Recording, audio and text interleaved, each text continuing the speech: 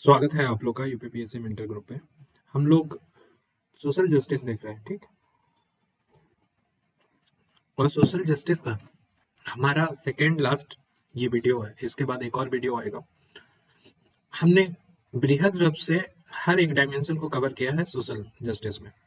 अगर कोई डाउट लगता है, आपको कोई क्वेश्चन बनता है, तो मोस्ट वेलकम है। आप व्हाट्सएप पे क्या कर दें, मैसेज कर दें, मैं बताऊंगा, ठीक है।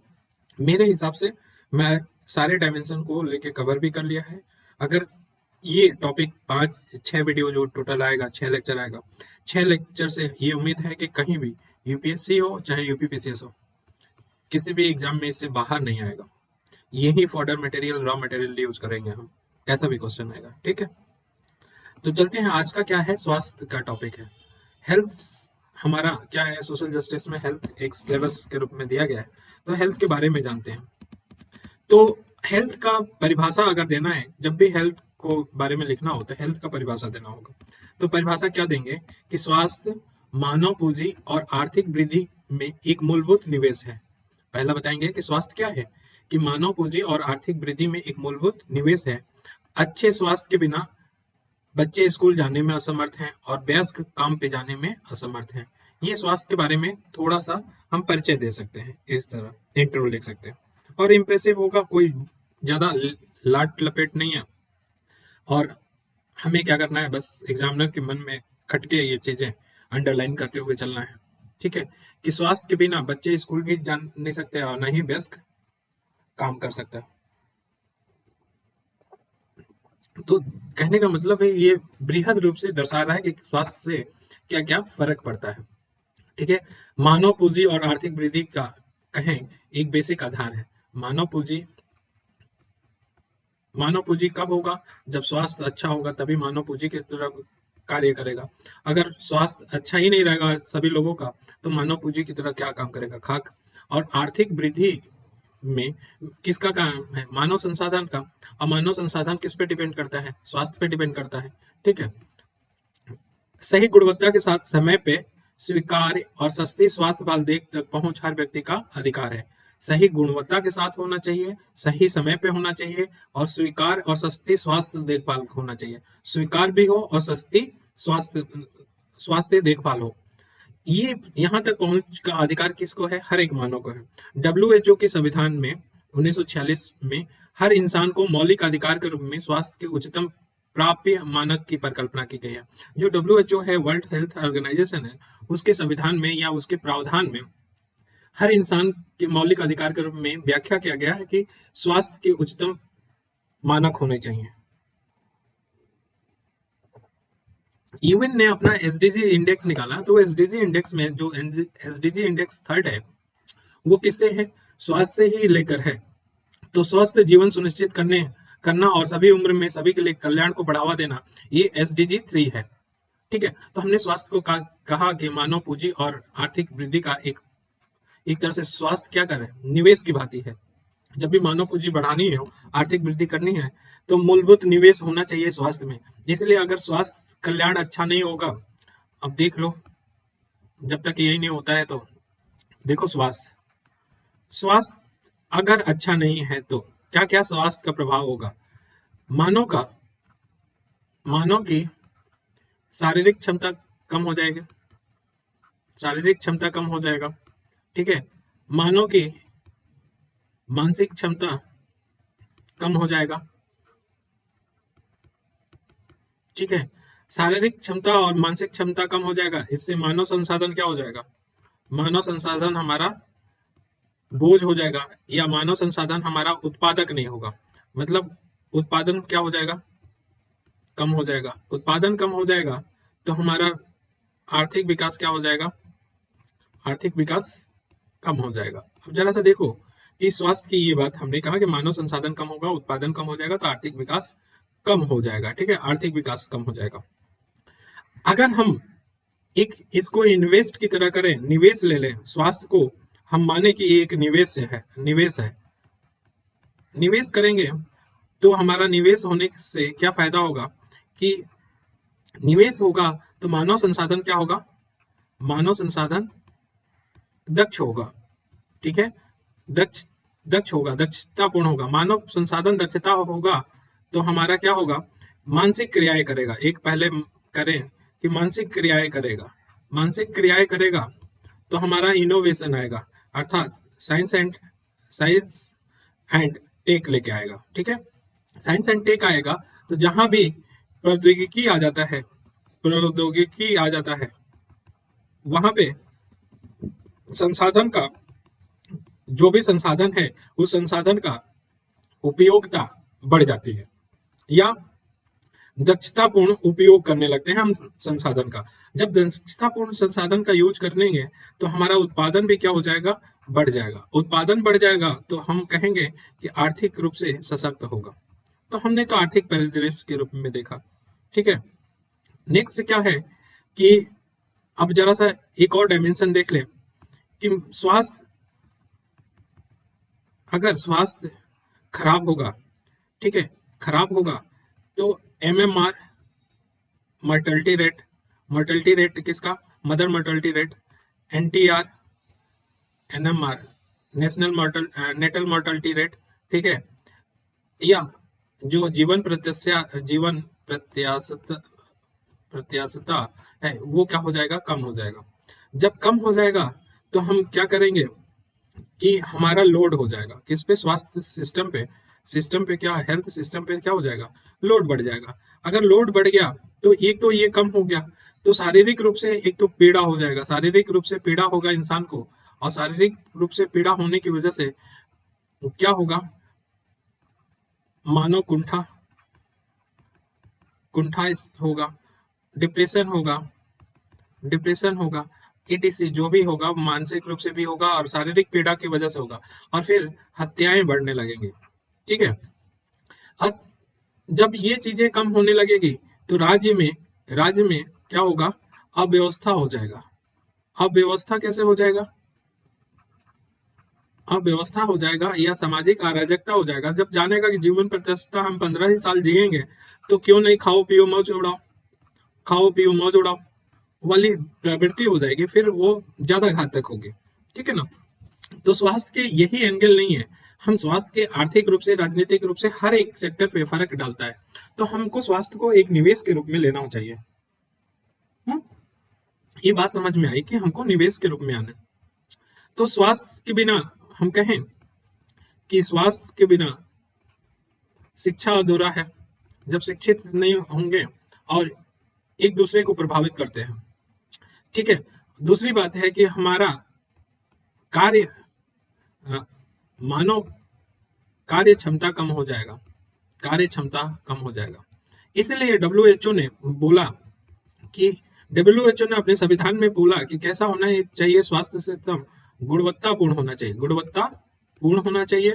दूसरी बात, सबकी पहुंच होनी चाहिए, ठीक है, स्वीकार्य होना चाहिए और अफोर्डेबल होना चाहिए। अफोर्डेबल मतलब कि सस्ते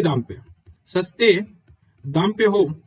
ये चीज सभी का मानवाधिकार है ये प्राप्त करने का। ठीक है ना, मानवाधिकार है, WHO के संविधान में बोला। तो यही बातें हम लोग कर रहे थे कि, और SDG 3 की बात किए थे कि इसमें, इसीलिए UN ने 2030 तक SDG लक्ष्य बोला है। वो SDG लक्ष्य हमारा क्या है, तीसरा प्राप्त करने का स्वास्थ्य से है। ठीक है, इतना बात समझ में आया। अब आगे चलते हैं। देखो, संवैधानिक प्रावधान अगर देखा जाए कि क्या प्रावधान है इसको लेके स्वास्थ्य के लिए, तो आर्टिकल 39E है। 39E में बोला है कि राज्य क्या करेगा, जो श्रमिक हैं, पुरुष हैं, महिला हैं, बच्चे हैं, उनकी स्वास्थ्य का क्या करेगा, सुरक्षित करेगा। ये बात राज्य को दिशा निर्देश दिया गया 39E में। और 47 में ये बोला गया है कि राज्य पोषण स्तर बढ़ाएगा, लोगों का जीवन स्तर बढ़ाएगा और सार्वजनिक स्वास्थ्य में क्या करेगा, सुधार करेगा। तो 39E और 47 वेरी इंपॉर्टेंट आर्टिकल, ये स्वास्थ्य से जुड़ा हुआ है। वैसे ही 243G में जी है, ये सार्वजनिक स्वास्थ्य को मजबूत करने के लिए पंचायत और नगर पालिकाओं को शक्ति देने की बात कहा है 243G में। तो ये हमारा 3 क्या हो गया, फंडामेंटल राइट नहीं, संविधान में आर्टिकल सीधे स्वास्थ्य से दिया है। लेकिन फंडामेंटल राइट में भी जानते हो कि आर्टिकल 21 कितना व्यापक है। उसमें बंधुआ मुक्ति मोर्चा का केस आया था, बंधुआ मुक्ति मोर्चा बनाम भारत संघ। उसमें सुप्रीम कोर्ट ने 21 के तहत क्या बोला, स्वास्थ्य के अधिकार की व्याख्या की, स्वास्थ्य के अधिकार की व्याख्या की, जो फ्रीडम कर रहे हैं फंडामेंटल राइट के तहत है। और पंजाब राज्य केस में फिर से सुप्रीम कोर्ट ने दोहराया कि स्वास्थ्य का अधिकार जीवन के अधिकार के लिए मौलिक अधिकार है। तो ये मौलिक अधिकार है आर्टिकल 21 के तहत। तो संविधान की बात हो गई। अब वैश्विक पोषण रिपोर्ट आया था 2020, ये हम कहीं भी कोट कर सकते हैं, 2021 में आया था, बट ये हमारे लिए इंपॉर्टेंट है वैश्विक पोषण में। तो देखो 5 वर्ष से कम उम्र वाले बच्चे 37.9% बच्चे क्या है, अविकसित है, अविकसित है, और 20.8% क्या है, वेस्टिंग का शिकार है। ठीक है। नेक्स्ट है कि अगर पोषण रिपोर्ट में देखें तो प्रजनन उम्र की दो महिलाओं में से एक क्या है, एनेमिक है, अर्थात 50% क्या है, एनेमिक है। तो ये कहीं भी रिपोर्ट यूज कर सकते हो। वयस्कों के लगभग 5वें हिस्से, मतलब 1/5 हिस्सा अधिक वजन या मोटापे के हैं। तो आज ये कह लो कि जितने वयस्क हैं उसमें 25%, 20 से 25% लोग क्या है, अधिक मोटापे से ग्रसित है। अधिक मोटापे होने की वजह से उनको बहुत सारी खामियाजा भुगतना पड़ रहा है, स्वास्थ्य कंडीशन अच्छी नहीं हो रही है। ठीक है ना। मलेरिया से ग्रसित सबसे ज्यादा जनसंख्या कहाँ पे है, भारत में है। तो ये वैश्विक रिपोर्ट हमारा 2020 बता रहा है, पोषण रिपोर्ट। ठीक है। अब वैश्विक पोषण रिपोर्ट कौन निकालता है, ये हमारा WHO निकाला था। नमूना पंजीकरण प्रणाली जो 16-18 तक NSO, जो नमूना पंजीकरण क्या मतलब बोला, नमूना का मतलब सैंपल, पंजीकरण का मतलब रजिस्ट्रेशन और सिस्टम। ठीक है। तो इन सिस्टम से 16 से 18 के बीच में पंजीकृत किया गया। तो क्या पता चला कि MMR, मदर मोर्टेलिटी रेट, ठीक है, रेट हमारा कितना है, 113 है, जो कि अभी हाल ही में कितना हो गया है, 97 हो गया है। तो अपडेट कर लेंगे, लेकिन अगर नमूना पंजीकरण को करेंगे तो 113 ही मानेंगे। ठीक है। और प्रति लाख पे जीवित जन्म पे कितना है, 113 है। मात्र मृत्यु दर, शिशु मृत्यु दर कितना है, तो 33 है। शिशु मृत्यु दर कितना है, 33 है। जीवन प्रत्याशा कितना है, प्रत्याशा ये हमारा 69.4 साल है। कुल रोग देखा जाए बोझ में, तो सबसे ज्यादा गैर संचारी रोग है। सबसे ज्यादा गैर संचारी रोग मतलब एक होता है कंटिमेंट, ये क्या बोलते हैं, संचारी रोग, जो एक से दूसरे से छूने, जैसे कोविड है, ये संचारी रोग है। कम्युनिकेबल डिजीज वो संचारी होते हैं, और ये वायरल या बैक्टीरियल के थ्रू फैलते रहते हैं। बहुत सारे फंगल भी हैं जो कम्युनिकेबल होते हैं। तो कम्युनिकेबल डिजीज का लोड तो बहुत कम है, लेकिन गैर संचारी रोग ज्यादा है, नॉन कम्युनिकेबल रोग, जैसे दिल की बीमारी हो गया, ठीक है, हार्ट के पेशेंट हो गया, डायबिटिक हो गया, ठीक है, रीनल फेलियर हो गया, फिर आपका बहुत अच्छे अल्जाइमर हो गया, ठीक है, डायबिटिक हो गया, अल्जाइमर हो गया, ऐसे ही कैंसर हो गया। ये सारे डिजीज कैसे होते हैं, गैर संचारी प्रकृति के होते हैं, और इसमें भारत का योगदान ज्यादा है, ये सबसे ज्यादा बीमारी है। ठीक है ना। अब नेक्स्ट आते हैं, भारत में स्वास्थ्य संरचना की बात करें तो हमारे 3 स्ट्रक्चर है स्वास्थ्य संरचना पे। एक होता है प्राइमरी लेवल पे, दूसरा है सेकेंडरी लेवल, और तीसरा है टर्शियरी लेवल पे। ये हमारा हेल्थ सिस्टम का क्या है, लेवल है कि प्राइमरी लेवल, सेकेंडरी लेवल और टर्शियरी लेवल। सबसे ज्यादा लोड किस पे है, प्राइमरी पे है, उसके बाद सेकेंडरी पे है। टर्शियरी पे भी लोड ज्यादा है, जनसंख्या तो हमेशा, लेकिन अगर कंपेरिजन किया जाए तो प्राइमरी पे सबसे ज्यादा, उसके बाद सेकेंडरी, देन टर्शियरी। ठीक है। और इन पे अगर जाएंगे तो सूक्ष्म ज्ञान कहें ना, या डिजीज की गहन जानकारी के बारे में लेवल बढ़ता जा रहा है। ठीक है।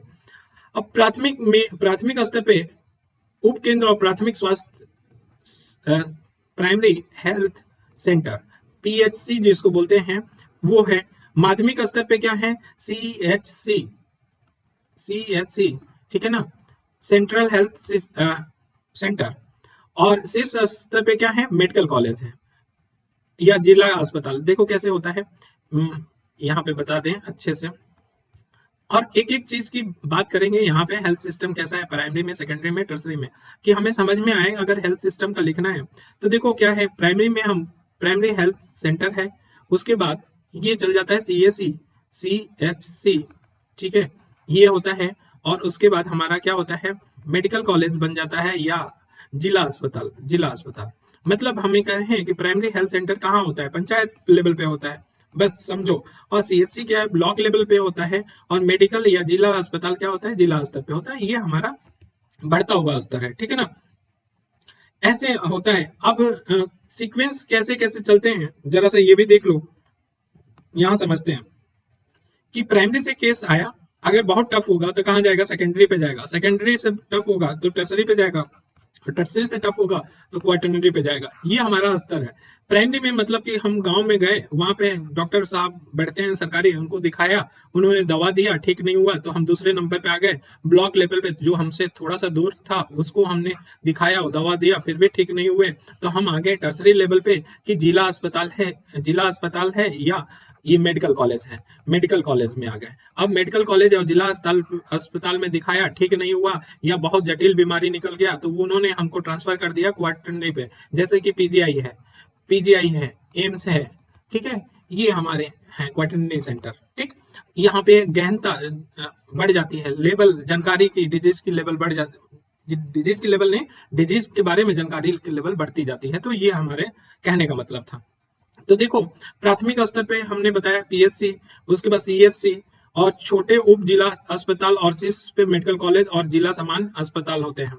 भारत में एक मिश्रित स्वास्थ्य बाल देखने को मिलता है, अर्थात यहाँ पे पब्लिक गवर्नमेंट भी अपना हेल्थ केयर सिस्टम छोड़ी रहती है, दूसरा निजी हॉस्पिटल भी यहाँ पे उपलब्ध है। तो मिश्रित स्वास्थ्य है, गवर्नमेंट भी देखती है और प्राइवेट सेक्टर के भी धुरंधर लोग इसमें उतरे हुए हैं। तो भारत में चुनौतियां क्या है, भारत में चुनौतियां क्या है या स्वास्थ्य से लेके मुद्दे क्या हैं। अब हम बड़े सिंपल वे में, जो हमने पहले भी बताया था वही, स्वास्थ्य में कम निवेश, वित्तीय निवेश बहुत कम होता है। अगर देखा जाए कुल जीडीपी का 1.28% होता है स्वास्थ्य पे, और हमने जो पॉलिसी लेके आया है, पॉलिसी 2017 में, हेल्थ पॉलिसी 2017 में लेके आया, उसमें हमने 2.5 तक ले जाने की बात कही है, लेकिन अभी आधा ही पहुंच पाए हैं। आउट ऑफ पॉकेट व्यय बढ़ गया है, जितने करीब है, 2015 की बात करें तो 65% लोग ये आउट ऑफ पॉकेट व्यय कर रहे थे, किस पे, हेल्थ पे, उनको बोझ हो रहा था। और इसकी वजह से 65 लोग आउट ऑफ पॉकेट खर्च कर रहे थे, इसकी वजह से क्या हुआ, गरीबी स्तर और बढ़ता गया, और कोविड में ये स्तर और ज्यादा देखने में। तीसरा सबसे बड़ी बात है कि निजी अस्पताल का प्रभुत्व है। देखो, जो शहरी क्षेत्र है वही शहरी क्षेत्र में ही अच्छा दे रहे हैं, और 75% के करीब देखो निजी अस्पताल हेल्थ सिस्टम को कवर करता है। हमारे विडंबना है कि भारत के हेल्थ सिस्टम में 75% जो है वो प्राइवेट सेक्टर गेम खेलती है, और 25% पे हमारा गवर्नमेंट सेक्टर होता है। और गवर्नमेंट सेक्टर पे लोगों का विश्वास नहीं है। प्राइवेट सेक्टर में जो जो अच्छे अच्छे पैसे कमाने वाले हैं वो 75% में, गरीब जिसकी जान बड़े सस्ते में है उसी को ये जाते हैं सरकारी में। और सरकारी की ये हालत हो गई है कि आप क्या बताएं हम आपको, सरकारी की एक जगह से ये हालत नहीं है। अभी देखो, इसमें डाटा दिया गया है कि निजी अस्पतालों का प्रभुत्व है। निजी चिकित्सा क्षेत्र शहरी क्षेत्रों में 70% परिवारों और ग्रामीण क्षेत्र में 63% परिवारों की स्वास्थ्य बाल देखने का स्रोत है। मतलब शहरी क्षेत्र में 70% प्राइवेट द्वारा होता है, और ग्रामीण में भी 63%। और ये नेशनल फैमिली हेल्थ सर्वे 3 बताया था, अभी तो ये बढ़ गया है, 75% हो गया, ठीक है। ओवरऑल असमान सार्वजनिक स्वास्थ्य प्रणाली, असमान सार्वजनिक स्वास्थ्य प्रणाली का मतलब कि इतनी हेल्थ खराब है कि साउथ वाले अगर इंडिया के ही नक्शा बनाए तो इंडिया के नक्शा में जो साउथ वाले हैं वो हमारा ज्यादा अच्छे हैं, और नॉर्थ वाले पे बहुत बुरा हाल है। जैसे हेल्थ में केरल बहुत अच्छा है, तो ये असमानता अगर क्षेत्रीय रूप से देखा जाए तो असमानता है। और क्षेत्रीय के अलावा हटा दो असमानता, और कहाँ देखोगे, तो भारत में 2 पार्ट बचा हुआ है, रूरल और अर्बन, मतलब ग्रामीण क्षेत्र और शहरी क्षेत्र में भी देखने को मिलता है, ठीक है। तो अगर देखें तो केरल नंबर 1 पे है, वहीं बिहार खराब है हेल्थ इंडेक्स में, ठीक है। तो हेल्थ इंडेक्स जो नीति आयोग जारी करता है, तो ये दिखाने के लिए लोगों को, राज्यों को, कि देख भैया तेरा ये हाल है, इतनी बुरी हालत है, ठीक है। बुनियादी ढांचे, इंफ्रास्ट्रक्चर, तो हमेशा हमने बोला कि इंफ्रास्ट्रक्चर की कमी है। कोविड महामारी में जैसे एग्जांपल दे दें कि कोविड महामारी में 10,000 नागरिकों के लिए सिर्फ 8.5 अस्पताल बिस्तर उपलब्ध थे, 10,000 पे 8.5 बिस्तर, और 10,000 पे 8 डॉक्टर थे। तो बुनियादी ढांचा, इंफ्रास्ट्रक्चर भी खराब है। इवन सिस्टर जो होते हैं, नर्सेज होती हैं, नर्सेज की भी रेशियो बहुत खराब है। प्रशिक्षित स्वास्थ्य कर्मियों की लगातार कमी हो रही है। मतलब भारत में हर 1400 लोगों पे एक चिकित्सक है और 1000 लोगों पे 1.7 नर्स है, 1.7 नर्स, जबकि यहाँ पे 3 होना चाहिए, कम से कम 3 होना चाहिए। और अधिकांशतः जो प्रशिक्षित स्वास्थ्य कर्मी है वो शहरों में जाके जॉब करते हैं, गांव में तो करते नहीं है। वही हाल है कि डॉक्टर भी कभी प्रैक्टिस, अच्छे डॉक्टर होते हैं वो गांव की तरफ प्रैक्टिस नहीं करेंगे, शहर में ही मिलेंगे।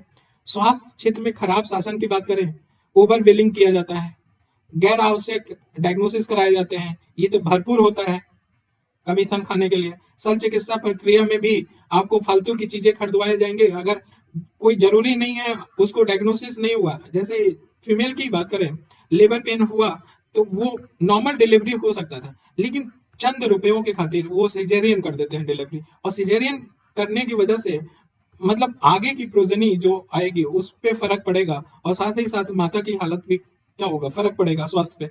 लेकिन वो देखते नहीं, लेकिन चंद रुपयों के लिए सिजेरियन कर देते हैं। ओवर बिलिंग होती है, छिपा नहीं है। और डायग्नोसिस का किसी भी डॉक्टर के पास जाओ, आज की पकड़ नहीं है। लोग, पहले के लोग ज्यादा हमारे ख्याल से प्रशिक्षित होते थे कि डायग्नोसिस, वो पेशेंट क्या बोल रहा है कहानी सुन के ही हम पर्चे पे दवा लिखना स्टार्ट कर दिए थे। यही नहीं सर, आपको क्या बताएं, पर्चा जो लिखा जाता है उस पे दवाएं ना, कभी भी प्राइवेट सेक्टर वाले अगर दवा लिखते हैं, अगर आप गरीब हो ना तो जानबूझ के महंगे दवा लिखेंगे। और जेनेरिक वाला दवा कोई नहीं नाम लिखता है, जेनेरिक नाम लिखे तो वो सस्ते में प्रधानमंत्री का जो ये खुला है दवा की दुकान, वहां पे 1 रुपया 2 रुपये में मिल जाता है। जैसे एक कंपेरिजन बता रहे हैं कि रोजवा स्टैटिन होता है, रोजवा स्टैटिन, ये स्टैटिन है, लिपिड प्रोफाइल कम करता है, कोलेस्ट्रॉल कम करता है। बाहर में जाओगे तो अगर हम 40 mg की लेते हैं तो वो लगभग 28 रुपये का पड़ता है, 28 रुपये का पड़ता है। और वही प्रधानमंत्री के यहाँ लोगे तो 2 रुपये का पड़ता है। फर्क देखो। आलतू जागरूक हो रहे हैं जेनरिक में, और भारत सबसे ज्यादा जेनरिक है। ये माप, इनको मापदंड करा देना चाहिए, या ऐसा नियम बना देना चाहिए, अगर तुम्हें नहीं याद है तो एक फार्मासिस्ट तुम्हारे साथ बैठा रहे और वो फार्मासिस्ट जो बोलो दवा वो लिख दे, जेनेरिक दवा लिखे। ये अगर कर दो तो बहुत पेशेंटों को राहत मिलेगी। जांच के लिए भी व्यवस्थित कर दे। बाहर में एंटीबायोटिक लेना हो विदेश में तो बिना प्रिस्क्रिप्शन के नहीं मिलेगा, यहाँ पे धड़ल्ले कोई भी खरीद लेगा, और इसका नुकसान क्या होता है आप लोग को मालूम ही होगा। और अस्पतालों की जवाबदेही कमी है, तो हम लोग क्या क्या देखे कि क्या क्या चुनौतियां हैं। तो स्वास्थ्य में कम निवेश हो रहा है, आउट ऑफ पॉकेट व्यय हो रहा है, निजी अस्पतालों का क्या है, प्रभुत्व है, असमान सार्वजनिक स्वास्थ्य प्रणाली है, ठीक है, बुनियादी ढांचे की कमी है, प्रशिक्षित स्वास्थ्य कर्मियों की कमी है, स्वास्थ्य क्षेत्र में खराब शासन है, और देखे तो पहुंच में बाधाएं, सब तक पहुंच नहीं हो पा रहा है। जैसे सामाजिक और वित्तीय असमानता के कारण सभी के पास नहीं है। गरीब बेचारे अगर उनको बुखार हो रहा है ना, तपते रह रहे हैं, 3-4 दिन के बाद कि अरे वो वायरल है, ठीक हो जाएगा, 4 दिन के बाद दिखाएगा। या हो सकता है झोला छाप डॉक्टर जाए, वहां पे 4 रुपए की दवा दे, और 4 रुपए की दवा से या 10 रुपए की दवा दे, उसे ठीक हो जाए। भले वो 20 रुपया ही लेता है, लेकिन हम सही बताएं, रियलिटी है ना कि झोला छाप डॉक्टरों की वजह से ग्रामीण स्वास्थ्य सेवा चल रही है, अदरवाइज कितनी मृत्यु होती है आपको बता नहीं सकते। तो पहुंच में बाधाएं हैं, ठीक है। स्वास्थ्य व्यय में अंतर राज्यीय विभिन्नता देखता है, जैसे केरल और दिल्ली की बात कर लो, बिहार उत्तर प्रदेश में देख लो, तो स्वास्थ्य में अंतर राज्यीय विभिन्नता, केरल जहां बहुत ज्यादा खर्च कर रहा है, वहीं उत्तर प्रदेश बिहार बीमारू राज्य हैं, वो कम खर्च कर रहे हैं, ठीक है। तो वो कैसे होगा। नैदानिक उपकरणों की अनुपलब्धता, जितने भी डायग्नोस्टिक इक्विपमेंट हैं उनकी अनुपलब्धता है। ग्रामीण क्षेत्र में अभ्यास करने वाले योग्य डॉक्टरों या पेशेवर की क्या है, कमी है, ठीक है। क्लिनिकल जो ट्रायल चल रहे हैं वो बहुत बड़ा खराबी है, ठीक है। तो ये इसमें सबसे ज्यादा गरीबी ही क्या बनते हैं, गरीबी ही शिकार बनते हैं। इस पे कहानी बताएंगे, एक ट्रायल पे केस स्टडी बताएंगे आपको, ट्रायल पे केस स्टडी बताएंगे, और यहाँ से सारी चीजें हमारे ख्याल से आप केस स्टडी नोट कर लेना और उसको कहीं भी यूज करना। अब यूनिवर्सल स्वास्थ्य कवरेज पे थोड़ा सा डीकेडी करते हैं। डीकेडी में इसलिए करता हूँ, करने की बात बोल रहा हूँ कि देखो स्वास्थ्य एक ऐसा सेक्टर है कि जब भी हमें पूछा जाए तो रटना नहीं है कि स्वास्थ्य में क्या कमी है। तो हमने पहले भी बताया कि स्वास्थ्य में चुनौतियां या स्वास्थ्य के सामने क्या चुनौतियां, तो जो भारत के लिए सबसे बड़ी चुनौतियां हैं वही लिखना है। क्या देखो, भारत के लिए चुनौती क्या है, इंफ्रास्ट्रक्चर, अवसंरचना। तो स्ट्रक्चर की कमी है, ठीक है। दूसरा क्या है, वित्तीय कमी, या ज्यादा खर्च नहीं किया जा रहा है। अभी 1.28% जीडीपी का खर्च किया जा रहा है, पॉलिसी में बोला गया है कि 2.5 करो, तो ये नहीं है। तीसरा क्या जो हमारा कॉमन है वो बोल रहे हैं, मानव संसाधन, मानव संसाधन अर्थात कि प्रशिक्षित मानव संसाधन नहीं है, प्रशिक्षित, प्रशिक्षित नहीं, और साथ में क्या है, रेशियो भी कम। तो मानव संसाधन, इंफ्रास्ट्रक्चर, वित्तीय, मानव संसाधन। फिर गवर्नेंस की बात, गवर्नेंस इतना ज्यादा खराब है कि ओवरविलिंग वगैरह, ये हमेशा गवर्नेंस की बात आएगी भारत में, क्योंकि इतना पॉपुलेशन है, हमेशा आएगा। इंफ्रास्ट्रक्चर हमेशा आएगा, वित्तीय हमेशा आएगा, मानव संसाधन हमेशा आएगा। अब किस डायरेक्शन में लिख रहे हो, तो ये हमेशा आएगा, हमेशा भारत के लिए कोई भी फील्ड उठा लो, ये रामबाण है जो कि कहीं भी यूज किए जाते हैं। बस एक आध आपको एग्जाम्पल याद रखने हैं, सोचना है, और सोच के आज एक पेज पे स्वास्थ्य लिखना है, और स्वास्थ्य के समाधान के लिए क्या क्या चीजें हैं, वैसे ही ऐसे स्वास्थ्य लिखो और यहाँ पे समाधान करके एक पैराग्राफ ये करके बना लो, और एग्जाम्पल यहाँ पे नोट कर लो। तो एक एक दो दो पेज में ये जो बेसिक पिलर हैं वो सही हो जाएंगे। इंफ्रास्ट्रक्चर हो गया, वित्तीय हो गया, मानव संसाधन, गवर्नेंस हो गया। भाई स्वास्थ्य के लेके जागरूकता नहीं है, जागरूकता नहीं है तो उसको भी एक ले लो सामाजिक कारण में, ठीक है। फिर हम कहें कि नीतियां, भारत में अगर नीतियां हैं, नीतियां नहीं है, नीतियां अच्छे से इम्प्लीमेंट नहीं किया जाता है, ये तो जो भारत में बेसिक है वही बता रहे हैं। अभी अभी अलग लेवल पे चलेंगे, जो भारत में नीतियां नीतियां नहीं, राजनीतिक उपेक्षा होता है। राजनीतिक उपेक्षा ये होता है कि अगर राजनीतिक उपेक्षा का मतलब वो कहते हैं अरे हेल्थ पे क्या करना है, जैसे पॉलिसी ला दिया गया, 2017 की, और 2017 की पॉलिसी में बोल दिया गया कि 2.5% जीडीपी खर्च होगा, तो वो होना चाहिए था। लेकिन राजनीतिक इच्छा शक्ति, या यहाँ पे इच्छा शक्ति की बात कर लो, ये हमेशा गड़बड़ रहेगा। तो देखो हमेशा की बात, इंफ्रास्ट्रक्चर, वित्तीय, मानव संसाधन, गवर्नेंस, जागरूकता, नीतियों की इम्प्लीमेंटेशन या क्रियान्वयन, राजनीतिक इच्छा शक्ति, ठीक है, ये हमारा तो हमेशा ही क्या रहेगा। और इसके साथ साथ हमारी भौगोलिक विषमता, भौगोलिक विषमता रहेगा, ये हर जगह भौगोलिक विषमता के कारण आ जाएगा, चाहे शिक्षा में भी देख लो तो वो भौगोलिक विषमता, भौगोलिक या आर्थिक विषमता, इसके अलावा भी देख लो आर्थिक विषमता। साउथ वाले क्या है, बहुत अच्छे हैं पैसे में, नॉर्थ वाले क्या है, बीमारों, विषमता लिख रहे हैं हम, पता नहीं क्या क्या लिख रहे हैं, ठीक है। तो ये हमारा मेजर कॉज होगा। अब जरा सा प्रोस्पेक्टिव केवल हम उस पे ले लें, स्वास्थ्य पे ले लें, तो स्वास्थ्य क्या क्या कर रहा है, स्वास्थ्य आउट ऑफ पॉकेट एक्सपेंडिचर बढ़ा रहा है, एक्सपेंडिचर बढ़ा रहा है। जो डायग्नोसिस टूल है या उपकरण है वो हमारे पास है नहीं, ठीक है।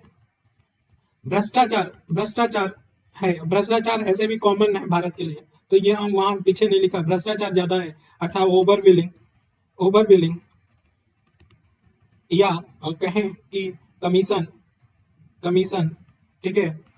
फालतू की दवा लिखना, और फालतू की दवा में क्या, जो विटामिन है वो हमारे विटामिन किसी काम के नहीं होते हैं, अगर एक्सेस होगा तो यूरिन से पास हो जाता है, लेकिन विटामिन खिलाए जाते हैं, कहते हैं कि नुकसान तो होगा ही नहीं, लेकिन इस एक विटामिन के गोली का 28 रुपये 20 रुपये दाम है, तो गरीब बेचारा क्या करेगा, भ्रष्टाचारी का ये है ना, ठीक। ये हो गया। भाई अंग का तस्करी करते हुए कितना पाया गया, भ्रष्ट आचरण है, मेडिकली भ्रष्ट आचरण कर रहे हैं, तो ये तो भ्रष्टाचार के बारे में हो गया। अब नेक्स्ट हम देखें तो प्रशिक्षित वो कमी, मतलब रेशियो देखें, रेशियो भी खराब, डॉक्टर और नर्स की दोनों की रेशियो क्या खराब है, जहाँ पे 1400 पे एक डॉक्टर है, वहीं यहाँ पे 1000 पे हमारा कितने डॉक्टर हैं, नर्स हैं, 1.5 नर्स हैं, जबकि WHO की गाइडलाइन से बहुत पीछे हम लोग हैं। फिर हमारा क्या है कि कोई ग्रामीण सेक्टर में नहीं जाना चाहता है, ग्रामीण सेक्टर में, इसलिए अभी रूल चेंज हो गया है कि आपको क्या करना है कि इंटर्नशिप जो पास आउट होते हैं वो आपको नेसेसरी है ग्रामीण सेक्टर में जाके इंटर्नशिप के कुछ रोल वहीं पे करने होंगे, ठीक है ना, इंटर्नशिप होगा, ऐसा नहीं है मन मुताबिक होगा। अब तो ये भी गवर्नमेंट करने जा रही है कि जो मेडिकली पास आउट होंगे इंटर्नशिप के पहले उनका एग्जाम होगा, कि वो ऐसे ही तो नहीं मेडिकल लिख रहे हैं। फिर एक बहुत बड़ी समस्या है क्लिनिकल ट्रायल, और क्लिनिकल ट्रायल की कहानी हम बताते हैं। अभी क्लिनिकल ट्रायल पे हमारा एक अच्छा खासा रिसर्च हो सकता है, इस पे क्लिनिकल ट्रायल है, इसमें दुरुपयोग किया जा रहा है, ठीक है। और हमारे प्राइमरी हेल्थ सेंटर को हम उपयोग नहीं कर पा रहे हैं, जहां हमारा क्या होना चाहिए, सबसे सशक्त होना चाहिए ग्राउंड लेवल पे। जैसे कहते हैं ना कि जब बिल्डिंग बनाना हो तो नीचे के लेवल को सबसे मजबूत नींव रखना चाहिए, और तब जाके ऊपर जैसा भी बिल्डिंग चाहो बना लोगे। लेकिन पीएससी की हालत हमारी इतनी खराब है, सबसे ज्यादा बुरी हालत तो पीएससी की है, ठीक है। तो ये हमारा हो गया। और सीएचसी कम्युनिटी हेल्थ सेंटर जिसको बोलते हैं सीएचसी, ये पीएससी से तो कुछ ठीक है, लेकिन इतना भी अच्छा नहीं है कि जिसको बोला जाए। कुछ लेवल पे जिला अस्पताल मिलता है, उसके बाद मेडिकल कॉलेज वगैरह ठीक ठाक है, लेकिन सबसे बुरा हाल है। और जिसका नींव ही खराब हो तो समझो क्या होगा। तो हमने समस्याओं को पढ़ लिया। अब जरा सा देखो, हमने क्या होगा कि और भी बताना तो चाहिए यहाँ पे, जैसे प्रभाव क्या होगा अगर हेल्थ सिस्टम होगा, खराब होगा, तो प्रभाव क्या होगा। सामाजिक रूप से प्रभाव पड़ेगा। सामाजिक रूप से सबसे ज्यादा प्रभाव किस पे पड़ेगा, शिक्षा पे। शिक्षा कम होगा, ठीक है, लोगों में डिप्रेशन या मानसिक तनाव बढ़ेगा, मानसिक तनाव बढ़ेगा, ठीक है। आउट ऑफ पॉकेट खर्च बढ़ेगा, ठीक है। गरीबी बढ़ेगा, गरीबी बढ़ेगा। इस तरह से ये बहुत सारी चीजें सामाजिक रूप से प्रभाव डालेगा। और आर्थिक रूप से प्रभाव क्या डालेगा, आर्थिक रूप से तीनों स्तर पे, मतलब जिला, राज्य और राष्ट्र स्तर पे आर्थिक वृद्धि क्या हो जाएगी, बाधित हो जाएगी। कैसे बाधित हो जाएगी वो बता दिया है, वृद्धि नहीं हो पाएगा, ठीक है। मानव संसाधन एक पूंजी के रूप में है। मानव संसाधन क्या होगा, उपयोगी नहीं होगा, उपयोगी नहीं होगा। आर्थिक स्तर पे हमारा खर्च, मतलब प्लानिंग, जो हम प्लानिंग बनाते हैं या प्लान बनाते हैं, योजना जो बनाते हैं, स्कीम बनाते हैं, वो स्वास्थ्य पे हमें ज्यादा खर्च करना पड़ेगा अगर सही करना है तो। ये ज्यादा हिस्सा लेगा जब एक बाइक देखेंगे तो, ठीक है। तो और भी ग्रोथ के जो स्कीम है, जैसे कृषि है वगैरह, बहुत सारे स्कीम चलते हैं, वो प्रभावित होगा आर्थिक रूप से। मोटा मोटा ये तीनों लेवल पे देखने को मिलेगा। राजनीतिक लेवल पे क्या देखने को मिलेगा, तो राजनीतिक लेवल में ये देखेगा कि जब स्वास्थ्य अच्छा नहीं होगा, तो स्वास्थ्य अच्छा नहीं होगा तो हमारा जो राजनीतिक नेतृत्व करता होंगे उनका दिमागी रूप से असंतुलन होगा। और सही बात है, ये मजाक नहीं बोल रहे हैं, असंतुलन होंगे और वो क्या लेंगे, इधर उधर के नीतियां बनाएंगे, ठीक है ना। वो इसी प्रशासनिक रूप में फर्क पड़ेगा। राजनीतिक पे भी, राजनेताओं पे ये भी रहेगा कि स्वास्थ्य को कैसे ये करेंगे, सुधारेंगे, ठीक है। फिर प्रशासन के ऊपर भी फर्क पड़ेगा, वही प्रशासन को लेके, ठीक। तो ये हमारे ओवरऑल सब पे पड़ेगा प्रभाव। तो प्रभाव देख लिए। तो सुझाव क्या होना चाहिए, सुझाव क्या होना चाहिए, सबसे बढ़िया सुझाव आपको क्या लगता है। हमने बताया ना कि सुझाव हमारे पीएससी को क्या होना चाहिए, आइडेंटिफायर के रूप में यूज करना चाहिए। आइडेंटिफायर के रूप में कि कोई डिजीज अगर हो रहा है तो वहीं पे पहचान किया जाए और वहीं पे किया जाए। पीएससी को प्रिवेंशन के रूप में यूज करना चाहिए। प्रिवेंशन, कोई डिजीज का प्रिवेंशन कैसे हो, वहां पे योगा कराओ, अध्यात्म कराओ, कुछ भी कराओ, तैराकी कराओ, लेकिन कराओ लोगों से और जागरूकता फैलाओ। ये काम ये करना चाहिए कि बेस लेवल पे अगर स्ट्रांग होगा तो सीएससी कम्युनिटी लेवल पे भी ठीक होगा, कम्युनिटी लेवल पे ठीक होगा। उसके बाद इनके इंफ्रास्ट्रक्चर सुधार करना चाहिए, डॉक्टरों के रेशियो अच्छा करना चाहिए, ये सब बोल देना। फिर हम कहें कि वित्तीय फ्लो बढ़ाना चाहिए। आयोग ये बोले कि भाई इसको कम से कम 2.5% तो करें, ठीक है।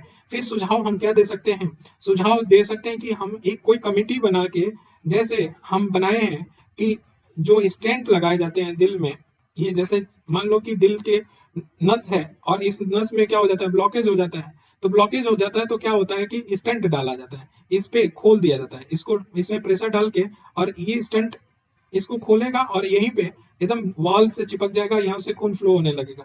अगर ये ब्लॉक रहता है तो जिसको हार्ट अटैक बोलते हैं। तो स्टेंट के दाम पे हमने क्या किया, कैपिंग किया कि इससे ज्यादा नहीं है। वरना एक समय था कि 1.5 लाख का What the hell?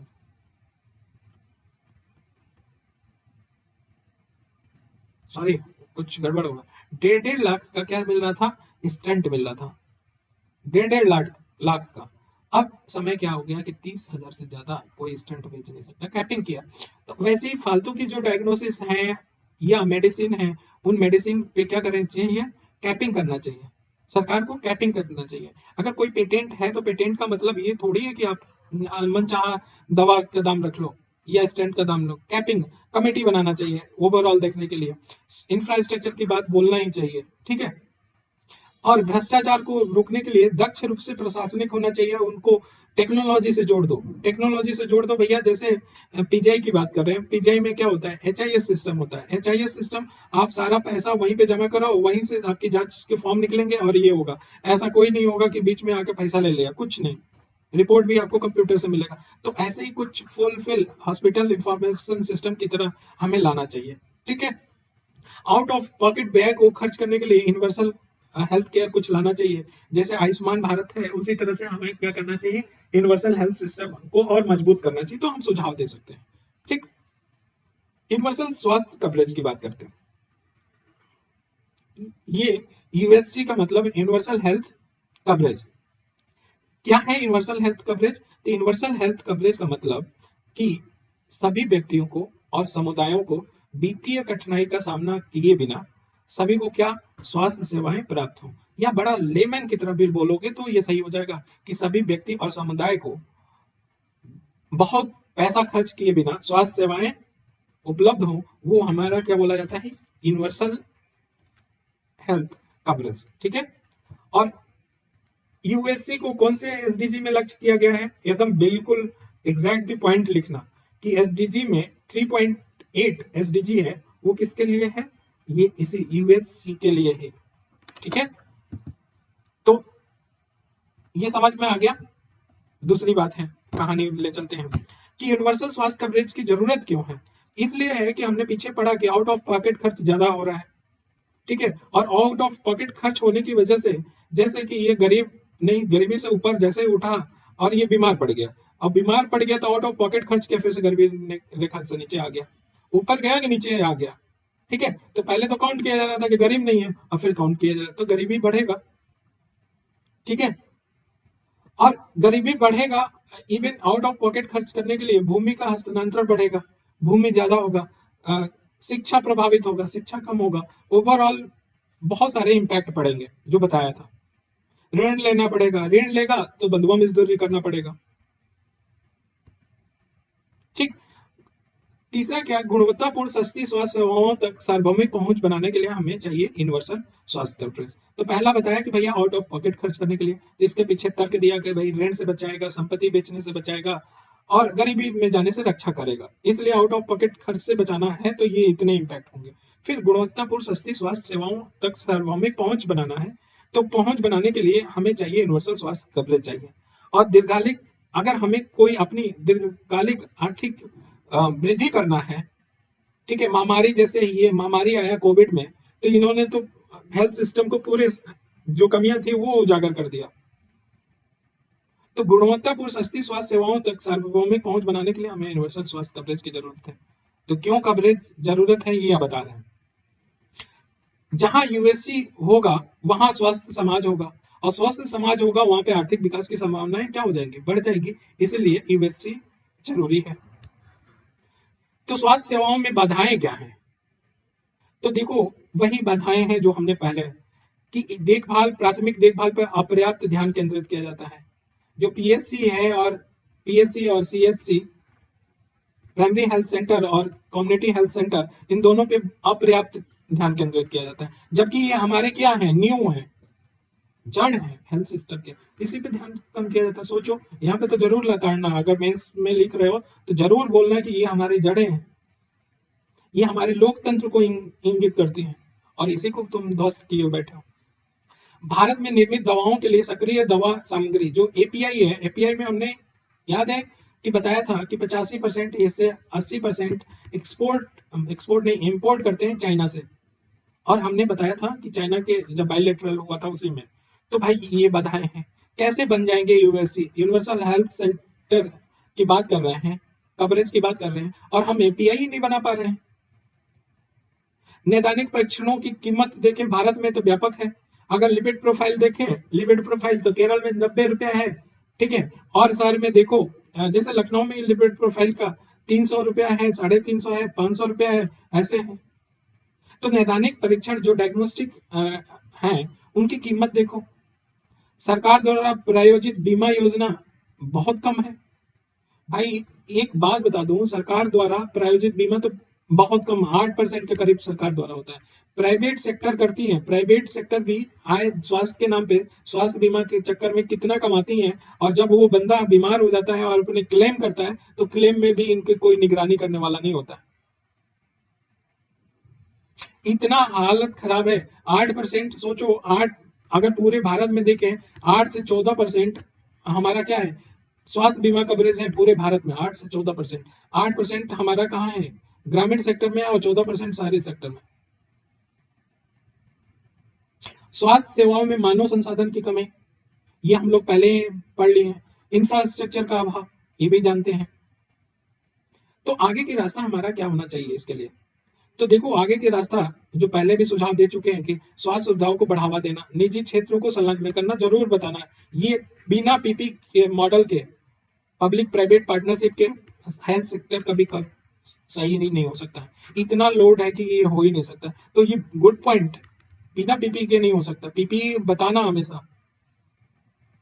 ठीक है, सस्ती दवाओं और चिकित्सा उपकरण तक बताया हमने कमेटी का। जैसे कटोच कमेटी है कि 6 बड़े एपीआई मध्यवर्ती समूह स्थापना करके एपीआई घरेलू उत्पादन को बढ़ावा देना। तो कटोच कमेटी ने सिफारिश किया था कि 6 एपीआई कम से कम घर में ही बनाओ, जो बाहर से एक्सपोर्ट कर रहे हो चाइना से, तो उसको कह दो कि कटोच कमेटी के सिफारिशों को लागू करो। तो कटोच कमेटी किस पे थी, हेल्थ पे था। तो एक ये रामबाण है, जब भी हो नंबर अच्छा, एक नंबर ये अच्छा पाना है, कटोच कमेटी का नाम लिखो और नीचे अंडरलाइन कर दो हेल्थ में। तो हर एक सिस्टम पे अगर कोई भी कमेटी का नाम बताया गया है तो वो अंडरलाइन जरूर करके और साथ में मोटा मोटा लिख दो उस पेज पे जहां पेज पे पढ़ रहे हो नोट्स को।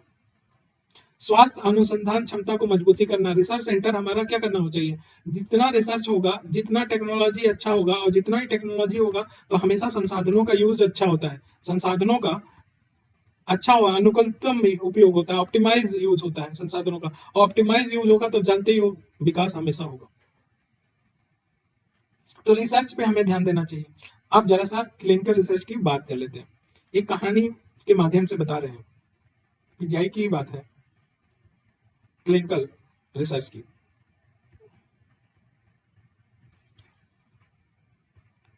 आप लोगों को याद होगा, या छोड़े वो केस नहीं लेते हैं, एक ब्लीडिंग एंटी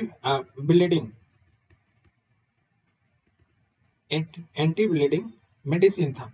उसके नाम जानने का कोई मतलब नहीं। एंटी ब्लीडिंग मेडिसिन आया भारत में, ठीक है, और वो भारत में आया और वो मेडिसिन कि इतने जबरदस्त साइड इफेक्ट थे, इतने जबरदस्त साइड इफेक्ट थे कि मेरे सामने 3 पेशेंट के जो गरीब, जानते हो क्लिनिकल ट्रायल किस पे किया जाता है, जो गरीब होते हैं उन्हीं पे। 3 पेशेंट के पैरों में लगाया गया था क्योंकि पैर का में उनका ब्लॉकेज था, ठीक है, और वो इंजेक्शन था लगाया गया और 3 पेशेंट का हार्ट में ब्लॉक हो गया। और हार्ट में ब्लॉक होने की वजह से सोचो कितना होता था। ये सुना है कि नहीं, बोन मैरो, जब साइंस एंड आएंगे तो बोन मैरो को बताएंगे। बोन मैरो इम्प्लांटेशन हो रहा था, उसमें पैर में लगाया जाता था, साथ ही एंटी ब्लीडिंग मेडिसिन लगाया, और 3 पेशेंट का हार्ट में ब्लॉकेज हो गया और तीनों तुरंत मर गए थे। भाई हमारे सहमति में, कंसेंट में बोला जाता है, कंसेंट में बोला जाता है कि हमें तुरंत बताइएगा अगर कोई साइड इफेक्ट होगा, और साथ ही साथ इसमें अगर कोई दुर्घटना होती है तो कंपनी क्या करेगी, इसको पैसा दिलाएगी, पैसा देगी, उसको मुआवजा देगी। और हमारे सेंटर पे कौन देखता है, तो सीडीएसओ है, या हम लोग वो डीसीजीआई जानते हैं, डीसीजीआई बोलते हैं, drug controller of general of India, ठीक है, सीडीएसओ बोलते हैं इस पे। तो ये हमारा क्लिनिकल ट्रायल को अनुमति दिया। ये क्लिनिकल ट्रायल अमेरिका में बंद हो चुका था, साउथ अफ्रीका में बंद हो गया था, लेकिन पब्लिक सबसे ज्यादा कहाँ पे थी, भारत में थी। और डीसीजीआई या सीडीएसओ के भ्रष्टाचार इतना था कि पैसा दे के उस ट्रायल को अप्रूव करा दिया गया, और 3 पेशेंट क्या हो गया, मर गए। और मरने के बाद 3 पेशेंट मर गए, और ये घटना एक सेंटर की है, ऐसे हजारों सेंटर पे हो रहे थे।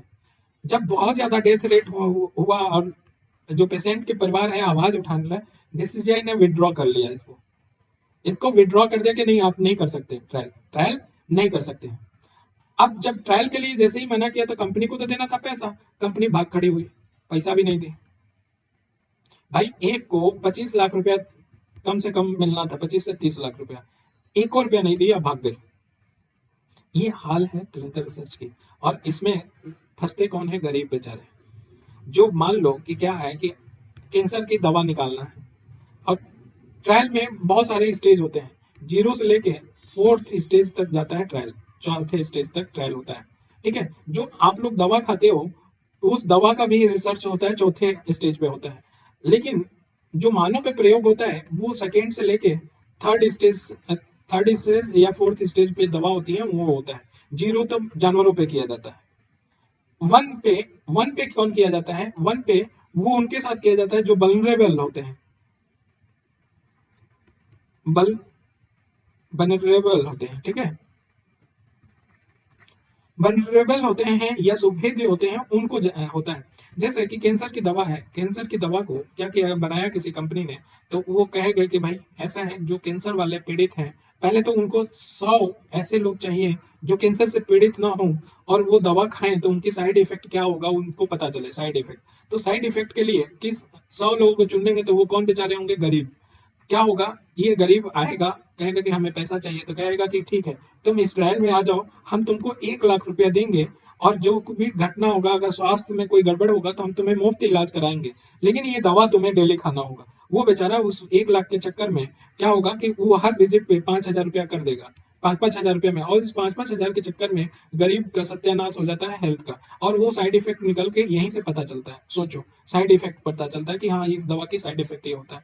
फिर कैंसर वाले पेशेंट जो होते हैं उन पे ये दवा दिया जाता है, तब देखा जाता है कि दवा का कितना इफेक्टिव है, इफेक्टिव कैलकुलेट किया जाता है। और फिर अगर दवा अच्छा कार्य करती है तो DCGI या फूड FDA है अमेरिका में, वो सब जैसे संस्थाओं के द्वारा अप्रूव कर दिया जाता है, फाइनली मार्केट में आ जाता है, और मार्केट में देखा जाता है। फिर चौथा स्टार्ट होता है कि चौथा में क्या होता है कि मार्केट में चल रहा है तो बहुत लंबे समय, 5 साल 6 साल 8 साल दवा खा रहे हैं लोग, उसके बाद भी कुछ साइड इफेक्ट आते हैं, उसको मेंशन किया जाता है चौथे ट्रायल में, मतलब ट्रायल की बात बता दी है। और ट्रायल में पैसे, जो विदेशी कंपनियां हैं वो पैसे लगाती हैं कहाँ पे? गरीब पे। जैसे देख रहे होंगे HIV वगैरह के ट्रायल अफ्रीका में बहुत ज्यादा चलते हैं, बहुत ज्यादा क्लिनिकल ट्रायल चलते हैं। ठीक है, और बहुत सारे केस ऐसे आए हैं उजागर हुए, तो ये तो कहानी है, बस बताया, कभी लिख सकते हो तो लिख लो। राष्ट्रीय स्वास्थ्य नीति के बारे में देख लें। राष्ट्रीय स्वास्थ्य नीति 2017 आया था। ठीक है, ये सभी के लिए स्वास्थ्य और कल्याण की उच्चतम संभावनाओं के लिए प्राप्ति की बात कहा गया था। लक्ष्य था इसका, मुख्य लक्ष्य क्या था कि सरकार द्वारा स्वास्थ्य व्यय का मौजूदा सकल घरेलू को ये 1.15% से बढ़ा के 2025 तक कितना करना है? 2.5% करना है। ठीक है, 2025 तक जो जीवन प्रतिशतता 67 साढ़े 67 है या 67.5 ईयर है, उसको बढ़ा के कितना करना? 25 तक 70 करना। जो TFR है, टोटल फर्टिलिटी रेट, वो क्या करना है? 2025 तक 2.1 तक लाना है। 5 वर्ष के जो कम आयु वाले बच्चे हैं उनकी मृत्यु दर को कितना तक सीमित करना है? 25 तक 23 तक सीमित करना है। 2020 तक क्या टारगेट रखा गया? ऐसा नहीं है कि सब कुछ लिखोगे, जो इसमें से है 25 तक टारगेट है, ये प्रत्याशिता 70 तक बढ़ाना, TFR 2.1 तक लाना, जो मृत्यु दर है बच्चों की वो 23 तक लाना। 20 तक टारगेट क्या लिखा गया है? MMR है वो 100 तक करना। 2025 तक नवजात मृत्यु दर को कितना करना है? 16 तक लाना है। जन्म दर कितना करना है? एकल अंक तक लाना है। तो ये सब हेल्थ सिस्टम में रहा। HIV के लिए चला 90:90,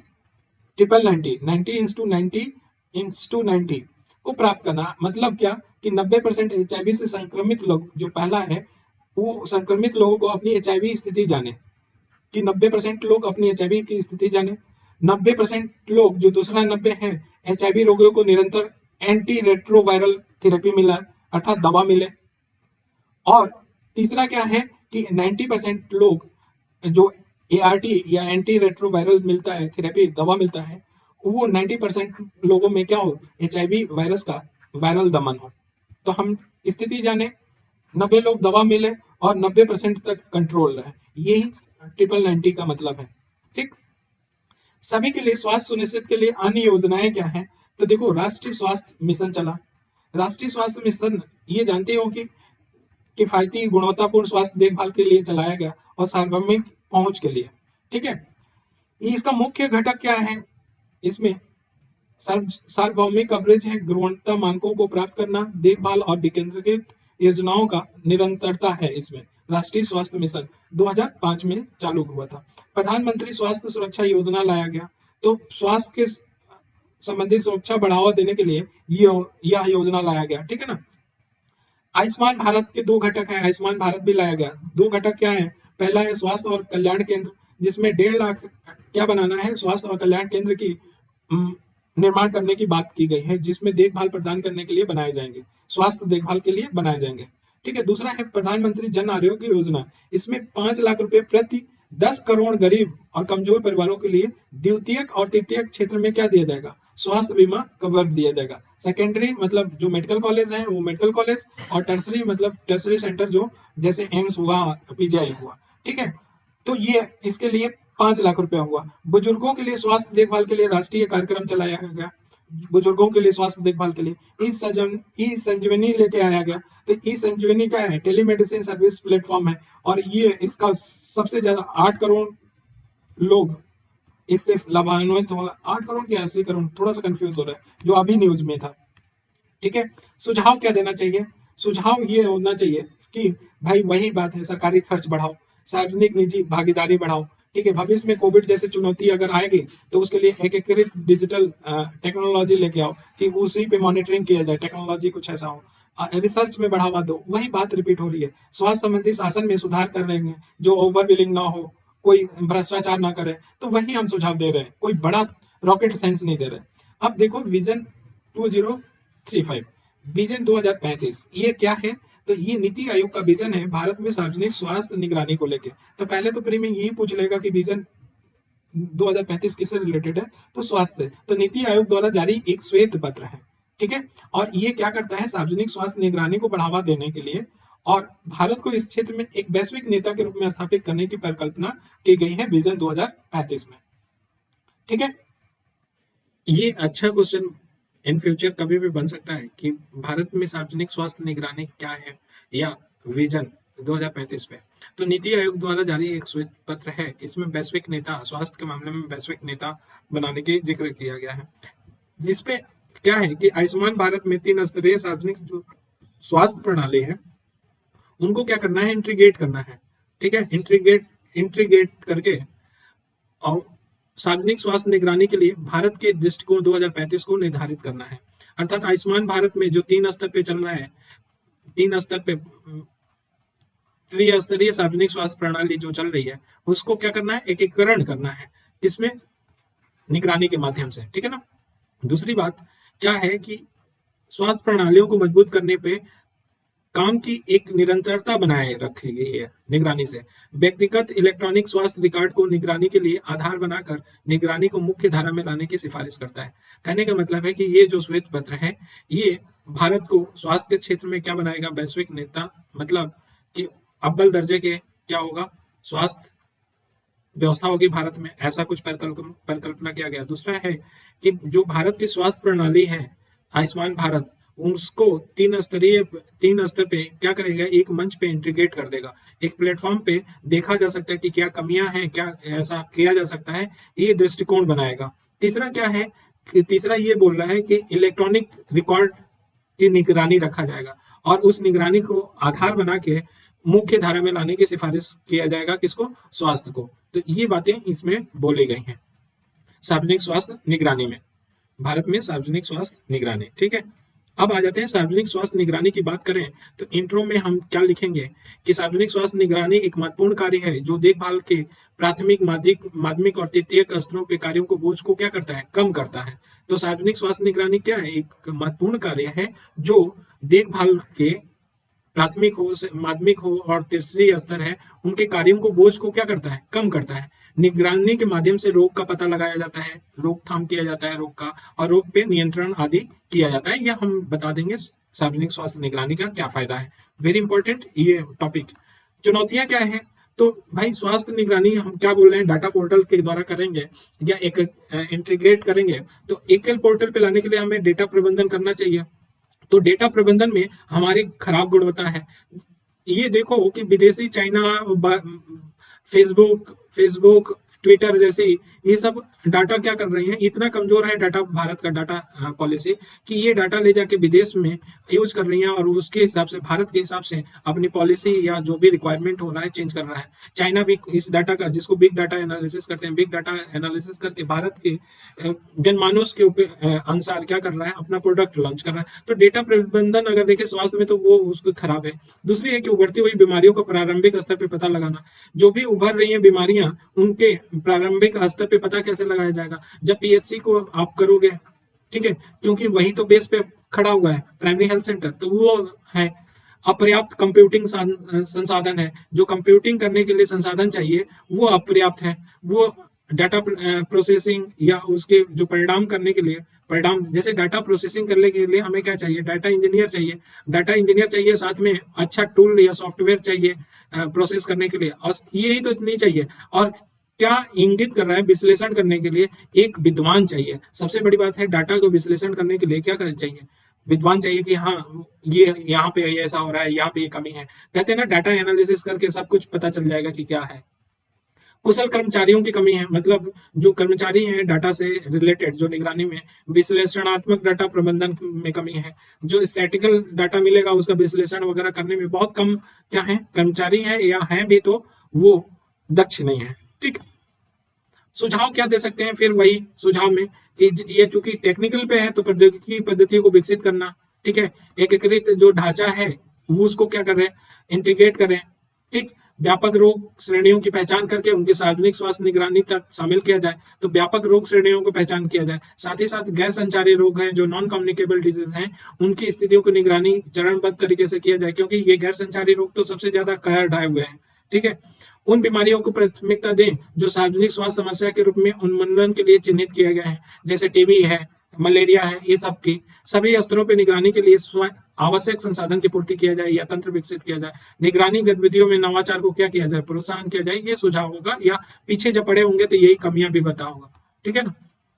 दूसरा टॉपिक आता है राष्ट्रीय डिजिटल स्वास्थ्य मिशन आया। राष्ट्रीय डिजिटल स्वास्थ्य मिशन, ये प्रधानमंत्री 74वें जो स्वतंत्रता दिवस था उस पर संबोधित करते हुए राष्ट्रीय डिजिटल स्वास्थ्य मिशन की शुरुआत की थी। तो NDHM मतलब नेशनल डिजिटल हेल्थ मिशन के बारे में जान लेते हैं। तो ये डिजिटल स्वास्थ्य की पारिस्थितिकी तंत्र के रूप में स्थापित किया जाएगा। डिजिटल स्वास्थ्य होगा। डिजिटल स्वास्थ्य का मतलब क्या, पारिस्थितिकी ऐसे करना कि स्वास्थ्य, जैसे हेल्थ आईडी देना, डिजिटल रूप से हेल्थ आईडी हो, ठीक है, उनका रिकॉर्ड रखना डिजिटल रूप में, ठीक है, वो कोई ऐसा आईडी दे दो, आईडी देने के बाद वो कहीं भी आईडी डाल दो तो उनकी शुरू से लेके अभी तक क्या हिस्ट्री है हर जगह खुल के आ जाए कि हाँ ये इनको ये प्रॉब्लम था, कुछ इस तरह का करना। ठीक है, साथ ही डॉक्टरों और स्वास्थ्य सुविधाओं के लिए पहचान करता हो, ठीक है ना।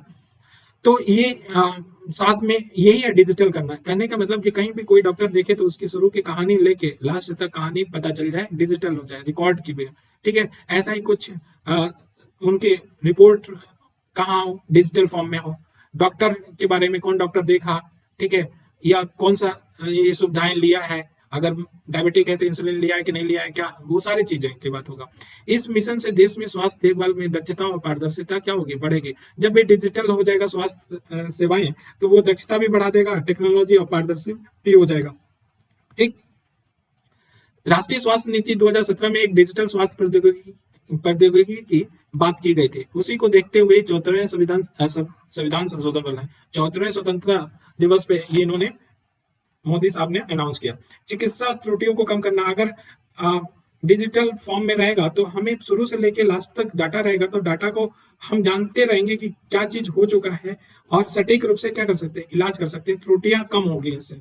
विभिन्न स्वास्थ्य सेवा प्रदाताओं जैसे अस्पताल हो गया, प्रयोगशाला हो गया, बीमा कंपनी हो गई, ऑनलाइन फार्मेसी हो गई, टेली मेडिसिन हो गई, से उम्मीद की जाएगी कि वह स्वास्थ्य आईडी प्रणाली में भाग लें। तो जो भी स्वास्थ्य सेवा प्रदाता हैं, चाहे अस्पताल हो, बीमा हो, ऑनलाइन फार्मेसी हो, सब वो क्या करेंगे, वो आईडी डाल के देख सकते हैं। अब क्या करना है, डॉक्टर ने लिखा, पर्चा ले जाने की जरूरत नहीं है, वो आईडी डाल के देखा, अरे फार्मेसी पे गया, कह रहे अच्छा तुमको ये दवा चाहिए, ठीक है, दवा दे दिया। तो जानते हो ना कि एंटीबायोटिक वगैरह को सख्त किया जा सकता है। जो मेडिसिन है जो हार्मफुल है उसको जनता को अवेयरनेस करके यहाँ पे बाधित किया जा सकता है, ठीक है ना, इस चीज को लेके। अब नेक्स्ट है कि आत्मनिर्भर स्वास्थ्य भारत योजना। आत्मनिर्भर स्वास्थ्य भारत योजना क्या है? तो 2021-22 में आत्मनिर्भर स्वास्थ्य भारत योजना आरंभ करने की बात कही गई थी। इस योजना के अंतर्गत देश के स्वास्थ्य क्षेत्र को मजबूत बनाया जाएगा, ऐसा बात कहा गया था। आत्मनिर्भर बनाया जाएगा, जैसा कि नाम से पता चल रहा है। तो मुख्य बिंदु क्या है आत्मनिर्भर स्वास्थ्य भारत योजना, स्वस्थ भारत योजना में? तो इस योजना में हेल्थ सेक्टर को 3 क्षेत्रों पर ध्यान देने की बात कही गई है। 3 क्षेत्र क्या है? बचाव, इलाज और रिसर्च। कहाँ? तो 3 क्षेत्र में कि प्रिवेंशन, ठीक है, और इलाज करना और रिसर्च करना, ये 3 क्षेत्र पे फोकस रहेगा आत्मनिर्भर स्वस्थ भारत योजना। ठीक है, इस योजना के लिए 6 साल के लिए कितना 64,180 करोड़ रुपया निर्धारित किया गया है। ठीक है, और पूरी तरह केंद्र द्वारा इसकी फंडिंग की जाएगी। और इस बजट के माध्यम से जो पैसा दिया गया है, देश के अस्पताल, प्रयोगशाला आदि को विकसित किया जाएगा। नेक्स्ट बात क्या है आत्मनिर्भर स्वस्थ भारत योजना में, कि यह योजना नेशनल हेल्थ मिशन के अंतर्गत संचालित किया जाएगा। जो नेशनल हेल्थ मिशन है उसके अंतर्गत इसको संचालित किया जाएगा। स्वास्थ्य और वेलबींग के लिए 2021-22 का बजट कितना है? 2,23,846 करोड़ होगा, जो कि 94,452 करोड़ के बजट के अनुमान से 137% ज्यादा है। 21-22 की बात है बजट में, अब तो 22-23 भी बजट आ गया है, तो वो ऐड कर लेंगे देख के, ठीक है ना। अब जरा से देखो योजना का क्रियान्वयन देखें, तो आत्मनिर्भर स्वस्थ भारत योजना के तहत 17,000 से अधिक ग्रामीण और 11,000 से शहरी स्वास्थ्य और कल्याण केंद्रों का समर्थन किया जाएगा। तो 17,000 गांव में और 11,000 शहरी स्वास्थ्य और कल्याण केंद्रों पे क्या किया जाएगा? आत्मनिर्भर स्वास्थ्य के अंतर्गत, योजना के अंतर्गत इनको मदद किया जाएगा। 602 जिलों में हॉस्पिटल ब्लॉक भी इस योजना के अंतर्गत स्थापित किए जाएंगे। जो ब्लॉक लेवल पे हॉस्पिटल है वो स्थापित किए जाएंगे। इसके अतिरिक्त सभी जिलों में एक क्या किया जाएगा? एकीकृत सार्वजनिक स्वास्थ्य प्रयोगशालाएं स्थापित किए जाएंगे। हर जिले की बात हो रही है, सभी जिलों में एकीकृत क्या किया जाएगा? सार्वजनिक स्वास्थ्य प्रयोगशाला होगा। 11 राज्यों में बोला गया कि 3,382 ब्लॉक जो हैं वो सार्वजनिक स्वास्थ्य इकाइयों की स्थापना की जाएगी। मतलब 3,382 ब्लॉक में सार्वजनिक स्वास्थ्य इकाइयों की स्थापना किया जाएगा। कितने राज्यों में? 11। तो ये डाटा है, याद रखना है कि हर एक जिले में क्या होगा? एक अच्छा प्रयोगशाला होगा। ठीक है, 602 जिलों में हॉस्पिटल ब्लॉक स्थापित किए जाएंगे। फिर ये बताओगे कि 11 राज्यों में 3,382 ब्लॉक सार्वजनिक स्वास्थ्य इकाई भी स्थापित किए जाएंगे। National centre for disease control को भी समर्थन प्रदान किया जाएगा इसके द्वारा। आत्मनिर्भर स्वास्थ्य भारत योजना 2021 के अंतर्गत एक इंटीग्रेटेड हेल्थ इंफॉर्मेशन पोर्टल भी लॉन्च किया जाएगा। चाहिए इसकी बात किया था ना, हेल्थ इंफॉर्मेशन सिस्टम, वैसे ही कुछ पोर्टल लॉन्च किया जाएगा आत्मनिर्भर स्वास्थ्य भारत में। ठीक है ना। और 17 नई सार्वजनिक स्वास्थ्य इकाइयां खोले जाएंगे। 17, तो ये डाटा है। इस जो आत्मनिर्भर स्वस्थ भारत योजना है, इसमें कोविड-19 वैक्सीन के लिए 35,000 रुपए आवंटित किए गए हैं। साथ ही 15 स्वास्थ्य आपात ऑपरेशन केंद्र बनाए गए हैं। 2 मोबाइल अस्पताल और 1 राष्ट्रीय संस्थान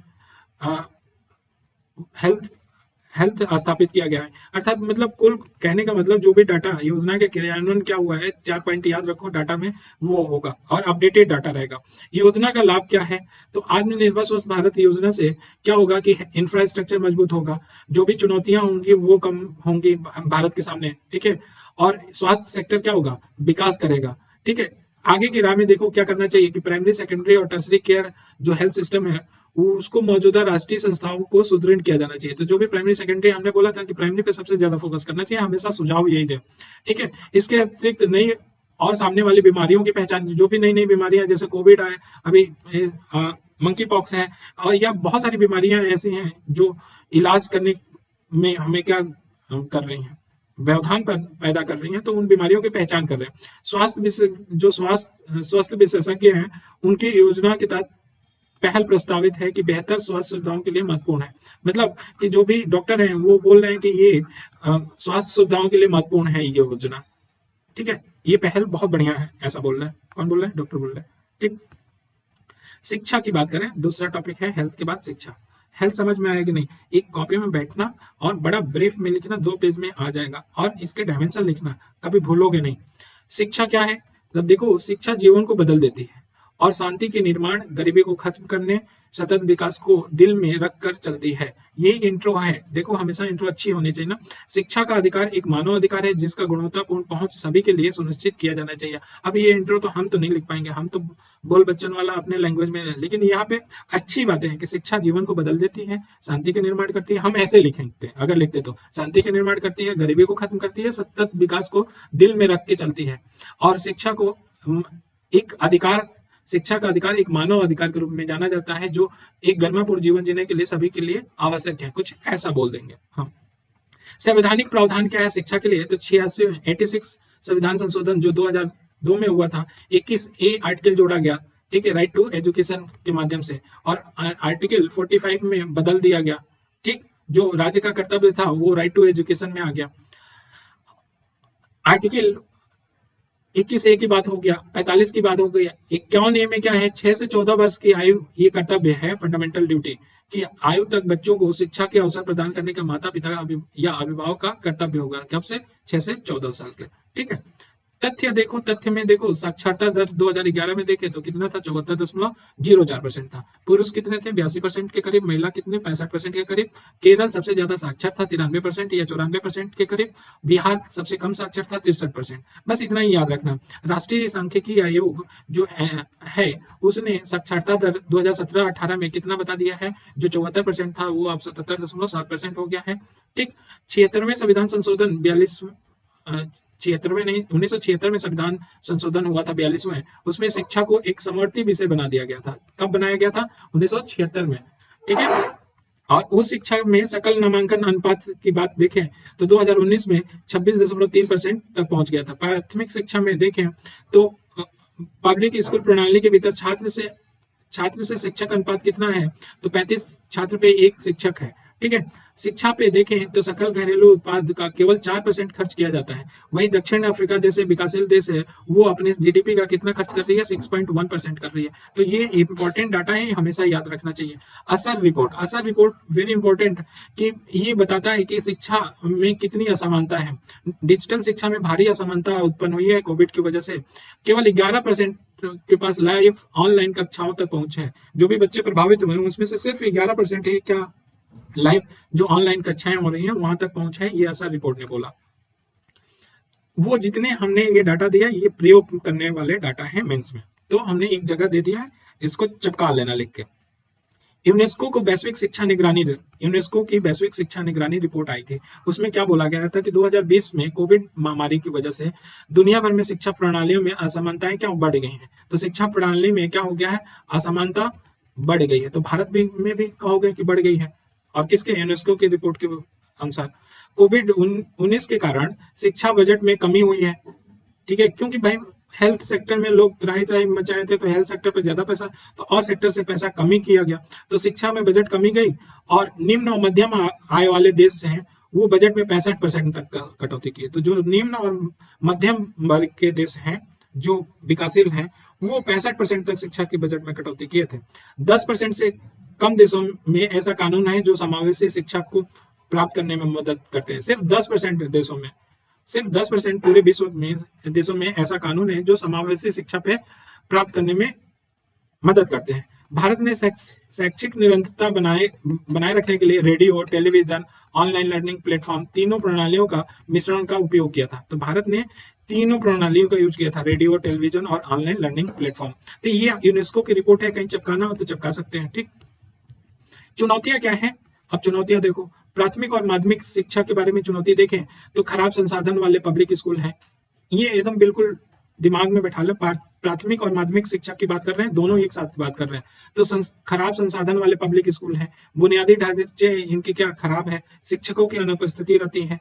सरकार द्वारा एक लाइन बन सकता है, या आप पूरा ऐसे कमा करके करो, या अच्छे प्रेजेंटेशन में गोला बना के चारों तरफ या कुछ भी बना के जो भी है लिख दो। सरकार द्वारा संचालित स्कूलों में शिक्षा की गुणवत्ता कम होता है। बोर्ड परीक्षाओं में जुड़े उच्च दाव पेच, जो भी बोर्ड होता है उसमें उच्च दाव पेच होता है। जीवन कौशल प्रशिक्षण की अनुपस्थिति होती है स्कूलों में। खराब शिक्षक छात्र अनुपात है। भारतीय भाषाओं की क्या है, उपेक्षा है, आदि कर दिए हैं, और भी सारे हैं।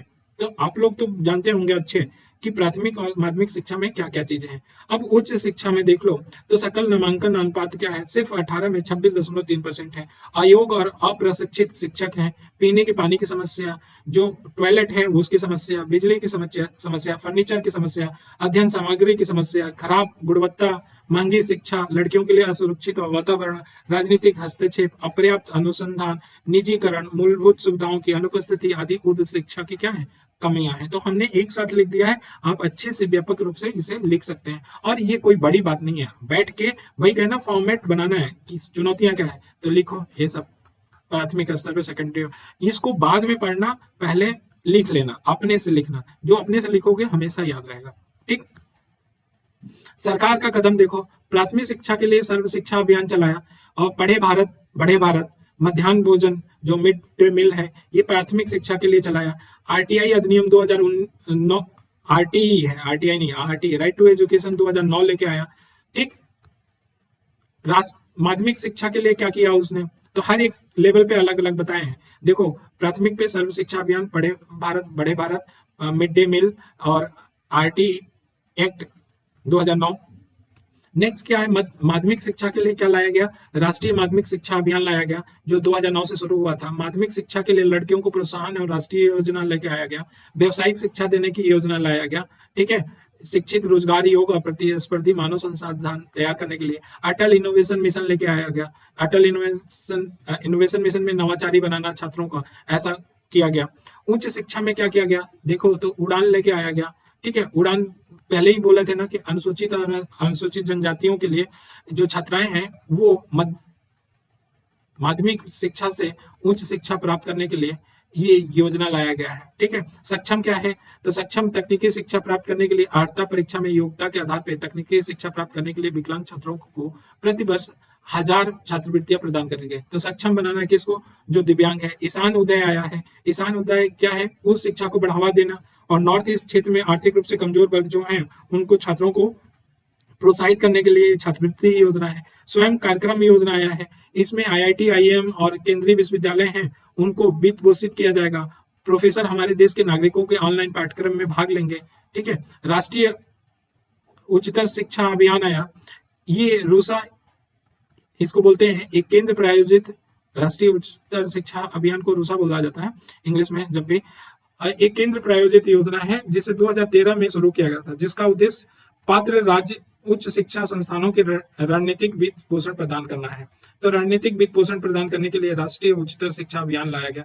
तो सबके लिए अलग अलग, और फिर से सुझाव झोला भर भर के दो कि भाई जो बजट में कम खर्च करते हो ज्यादा खर्च करो, प्राथमिक और माध्यमिक शिक्षा को मजबूत करो, भाई शिक्षा में व्याप्त असमानताओं को दूर करो, व्यक्तिगत प्रशिक्षण और कौशल दो, मूल्यांकन करो हर समय पे टीचर, ऐसा तो नहीं बैठ के समोसा और चाय पी रहे हैं, पढ़ा नहीं रहे हैं, तकनीकी का इस्तेमाल, ठीक है, खास जरूरत वाले बच्चों को ज्यादा फोकस करें, इंफ्रास्ट्रक्चर पे ध्यान दें, नैतिक शिक्षा पे ज्यादा केंद्रित किया जाए, शिक्षकों को प्रशिक्षण दिया जाए, वयस्क साक्षरता बढ़ावा दिया जाए, लिंग तटस्थ शिक्षा दिया जाए, उच्चतर शिक्षा में सकल नामांकन बढ़ाया जाए, सबसे कमजोर समूहों के लिए उच्च शिक्षा को अधिक समावेशी बनाया जाए। देखो सुझाव जो दिए हैं इसी को निगेटिव लिख दोगे तो ये चुनौतियां हैं। अनुसंधान और नवाचार की भावना बढ़ाने के लिए एक सक्षम पारिस्थितिकी तंत्र होना चाहिए। उच्च शिक्षा पूरी करने वाले छात्रों को रोजगार क्षमता में सुधार करना चाहिए। ये सारे हम क्या कर रहे हैं, सुझाव दे सकते हैं, झोला भर भर के दे सकते हैं। ठीक है। अब नई शिक्षा नीति आ गया 2020। जैसे कि मालूम है कि जो हमारा नई शिक्षा नीति है वो 5+3+3+3 4, ठीक है, पे आधारित है। जो 3 से 8 वर्ष तक मूलभूत चरण बोला जाता है, 8 से 11 बजे तक, 11 बजे तक नहीं, 11 वर्ष तक प्रारंभिक चरण और 11 से 14 वर्ष तक मध्य चरण बोला जाता है, और 14 से 18 तक माध्यमिक आयु बोला जाता है। तो देखो इसमें क्या है, नई शिक्षा नीति के बारे में निचोड़ देखते हैं, पूरा निचोड़ देखेंगे, मूल्यांकन करेंगे, विश्लेषण करेंगे, कहीं भी होगा यही फॉर्मेट होगा। तो नई एनईपी नेशनल एजुकेशन पॉलिसी में क्या है, 5+3+3+ मतलब 3/3+4। ठीक।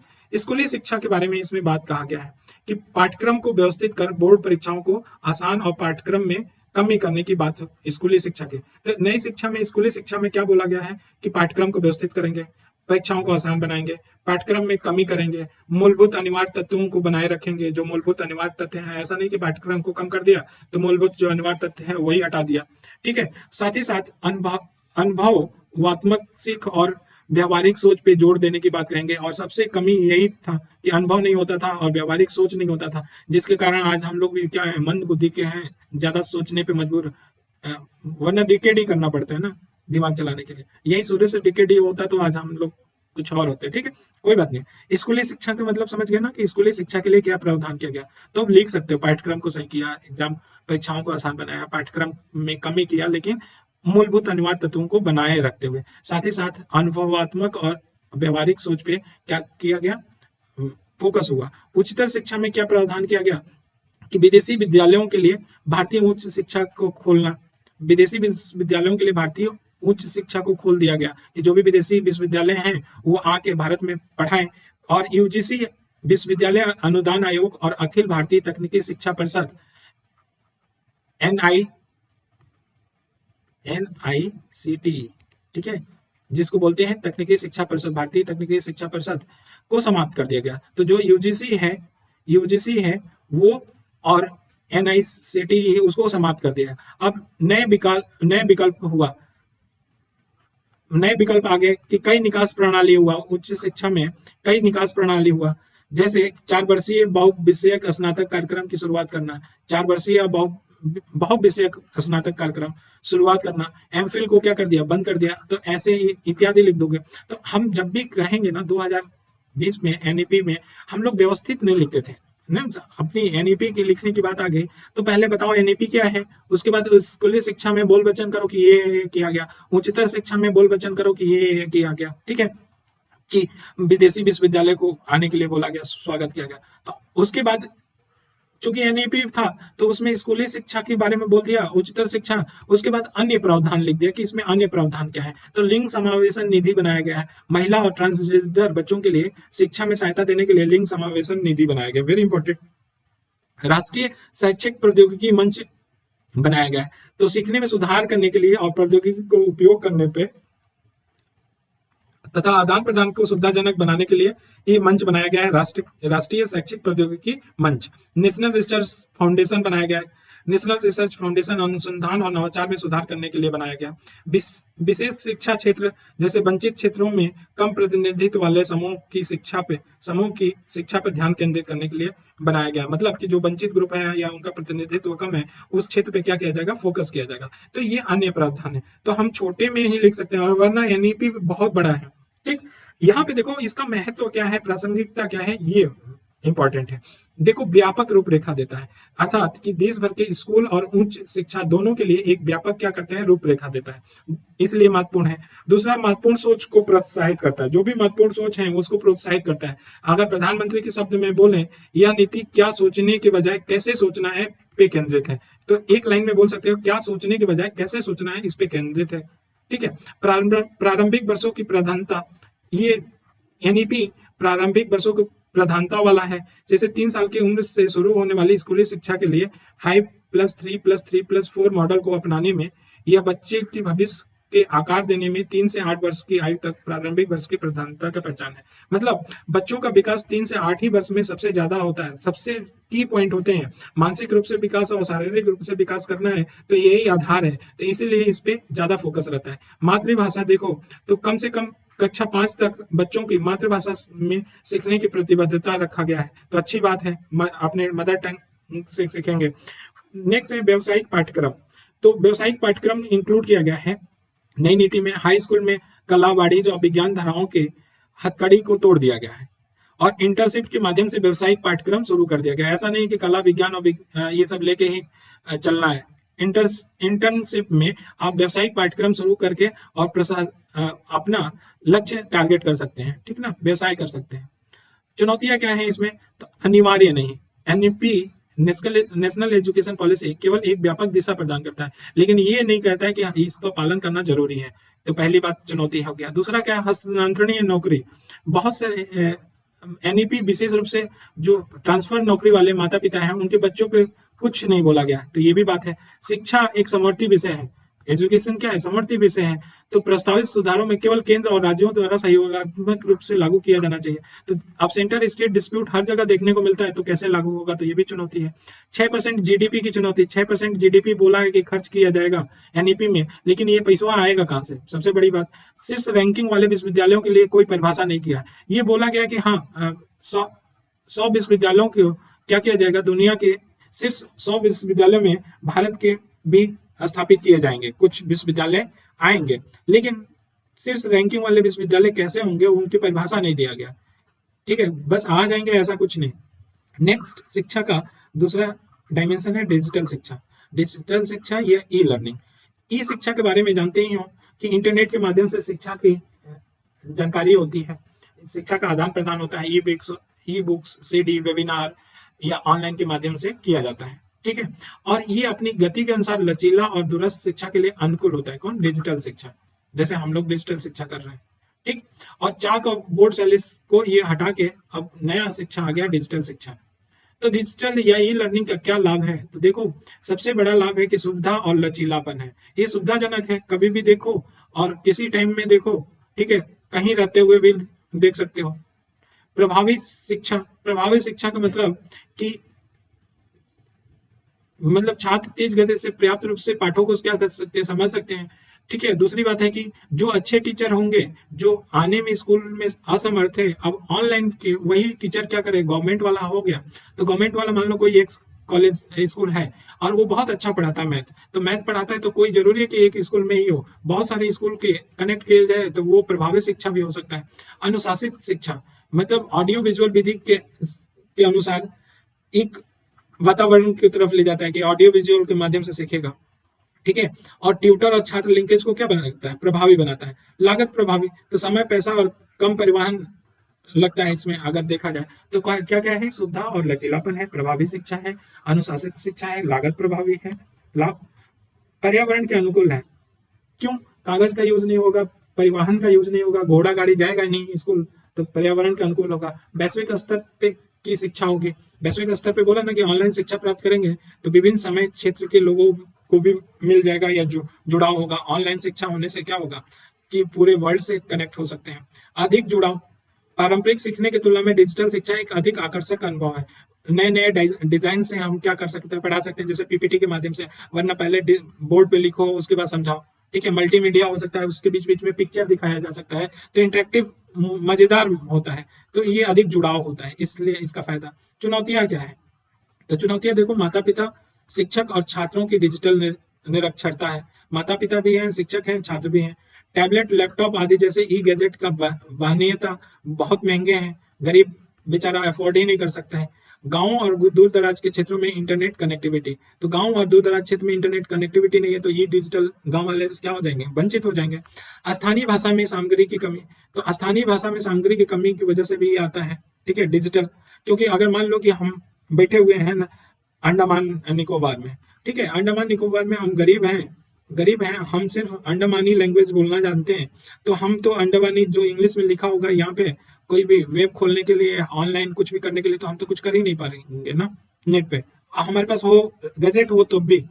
प्रयोगशाला का इस्तेमाल नहीं, जैसे रसायन विज्ञान, तो प्रयोगशाला का इस्तेमाल नहीं होगा, हम वर्चुअली रूप से दिखा सकते हैं इसमें, तो हमारा केमिकल का भी बचेगा और जो भी उपकरण खरीदते हैं वो भी बचेगा। लेकिन हम यहाँ पे चुनौती देख रहे हैं, तो ये देखना कि जो प्रयोगशाला का इस्तेमाल नहीं होगा, जितना प्रयोग करेंगे उतना ही प्रैक्टिकली हम लोग करते हैं, तो वो याद रहता है। प्रैक्टिकल जब भी करते हैं वो याद रखते हैं। CO2 कैसे बनता है, हाइड्रोजन गैस कैसे इवॉल्व होता है, ये हमेशा हम ये ले लिया ट्यूब, उसमें क्या डाला, कैल्शियम कार्बोनेट डाला, HCl डाला या H2SO4 डाला, CO2 निकलना स्टार्ट, फिर हो गया, खुश हो गया, देखो CO2 निकल रहा है परख नली से।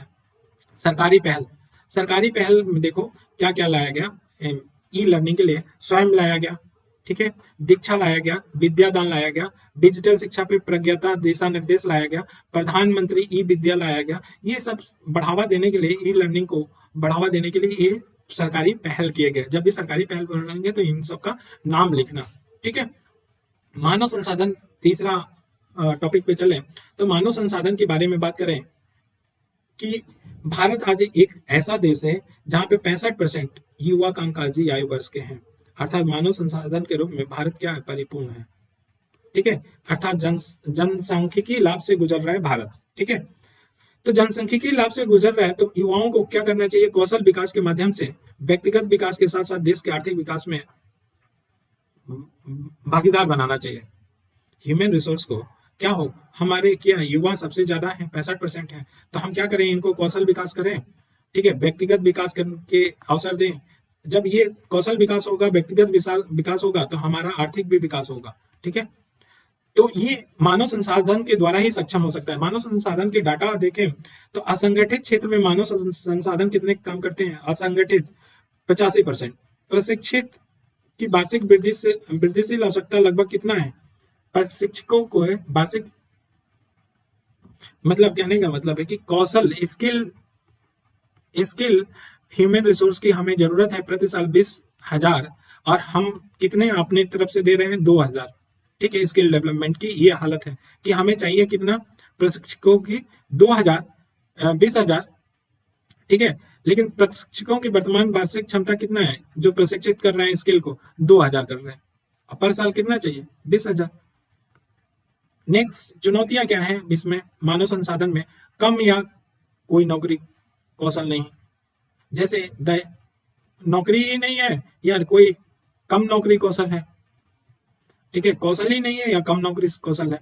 तो द इंडिया स्किल रिपोर्ट में बताया गया कि लगभग जो स्किल डेवलपमेंट प्रोग्राम चल रहा है उसमें से 45.9% युवा रोजगार योग्य है। सिर्फ 45% या इसको 46% मान लो, 46% रोजगार युक्त है। तो इसका मतलब कि हम 54% को क्या बोल सकते हैं कि जो स्किल डेवलपमेंट है वो 54% को योग्य नहीं है।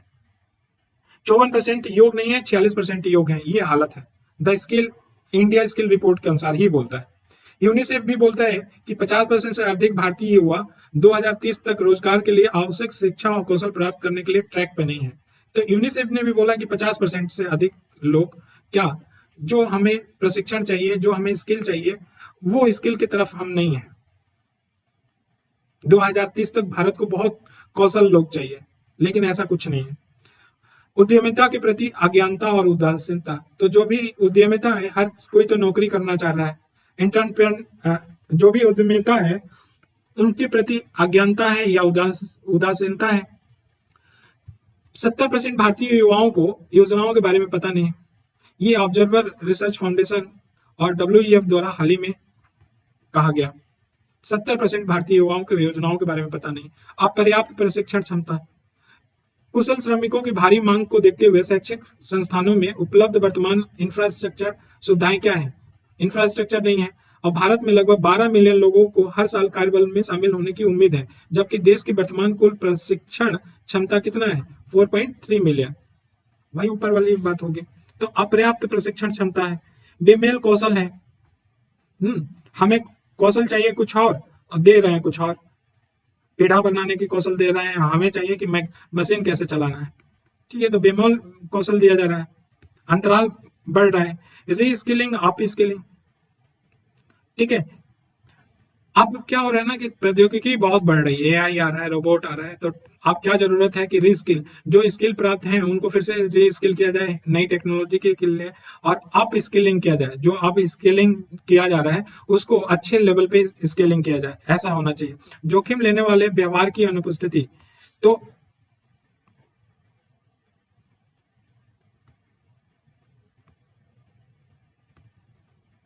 तो रीस्किलिंग और अप स्किलिंग अच्छा नहीं है। जोखिम लेने वाले व्यवहार की अनुपस्थिति, कि कोई भी अगर व्यवसाय करना चाह रहा है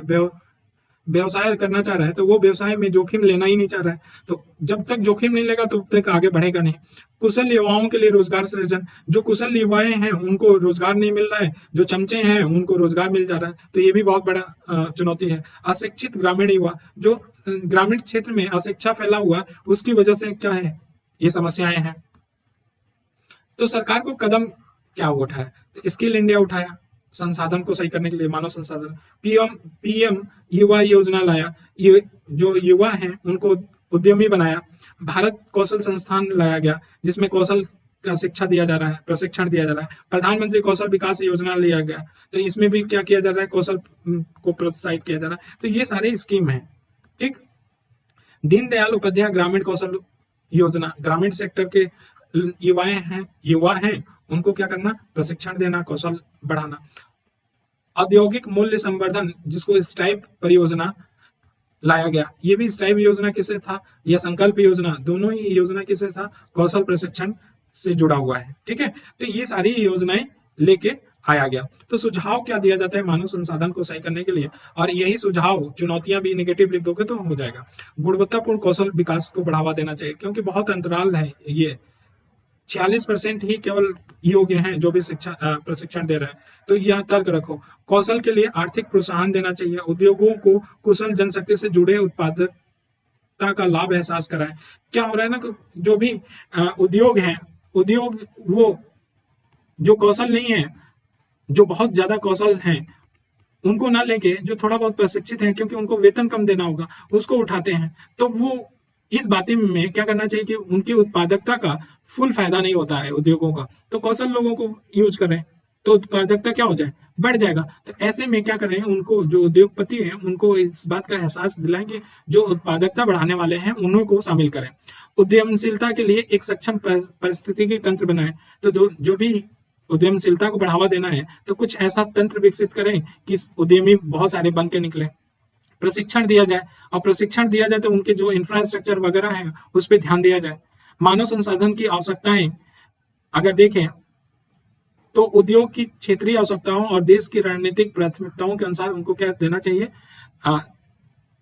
कौशल देना चाहिए। कौशल की आवश्यकताएं कि मानव संसाधन की आवश्यकताएं पढ़ ही देते हैं यार, इसमें कंफ्यूजन हो जाएगा आप लोग भी, और फिर हम भी कुछ उल्टा सीधा, हम तो ऐसे ही बोल देते हैं। प्रशिक्षण क्या, प्रशिक्षण बुनियादी ढांचे और प्रशिक्षकों को क्षमता और गुणवत्ता में वृद्धि करने के लिए देना चाहिए। मानव संसाधन की आवश्यकताएं उद्योग की क्षेत्रीय आवश्यकताओं और देश की रणनीतिक प्राथमिकताओं के साथ कुशल श्रमिकों की आपूर्ति को संरेखित करके मानव संसाधन की जरूरतों को पूरा करना। तो जो भी मानव संसाधन, वही तो हम भी बता रहे थे। कौशल की आवश्यकताएं तो सामाजिक और भौगोलिक रूप से जो वंचित हैं, हाशिए पे हैं, या जो वंचित समूह हैं, उनके कौशल आवश्यकताओं को उचित रूप से क्या किया जाए, ध्यान दिया जाए। भागीदारी को बढ़ावा देना, इसमें कार्यबल में देखो महिलाओं की भागीदारी बहुत कम है, तो महिलाओं को भी सशक्त किया जाए। दिव्यांग हैं उनको उनके अनुकूल प्रौद्योगिकी में क्या किया जाए, प्रशिक्षण दिया जाए या कौशल विकास किया जाए। इस तरह से हम विकास में सुझाव दे सकते हैं। ठीक है ना। तो ओवरऑल कहने का मतलब है कि इसमें कोई रॉकेट साइंस नहीं है, जो भी बता दिया है वो बैठ के आराम से सोचना, सब हो जाएगा। ठीक है ना। हमने थोड़ा इधर लास्ट में धुआं धुआं करके उड़ाया है, इसलिए उड़ाया कि ये इसमें कोई दम है नहीं। जो बताया है वो मोटे मोटे लाइन में लिखा है। सिनॉप्सिस बनाना स्टार्ट करना, जब खत्म हो जाए ना ठीक, तो तुरंत बैठ जाना। जैसे सरकार के कदम में, ऐसे सरकार के कदम लिखना। स्किल इंडिया ईयर कब स्टार्ट हुआ, पीएम युवा योजना, दूसरा लाइन भारतीय कौशल संस्था, प्रधानमंत्री कौशल विकास योजना, ये लिख लिया, थोड़ा सा बॉक्स बंद कर दिया। ऐसे करके सिनॉप्सिस बनाने हैं। ठीक है, वो हम बताएंगे कैसे बनाने हैं। सिनॉप्सिस बनाओगे तो दिमाग में हमेशा रहेगा, और इतना जो पोथा है ना, पोथा पढ़ने से कोई जरूरत नहीं हो, बस वो 15-20 पेज का जो होगा उसी को पढ़ के हम लोग निकल लेंगे। ठीक है, और यकीन मानिए वही यूज में भी आएगा। ठीक, यहाँ पे सिर्फ समझना है। अगर समझने में कोई दिक्कत आ रही होगी तो आप हमें जरूर बताइएगा। चलिए आज के लिए इतना ही बस। Thank you so much.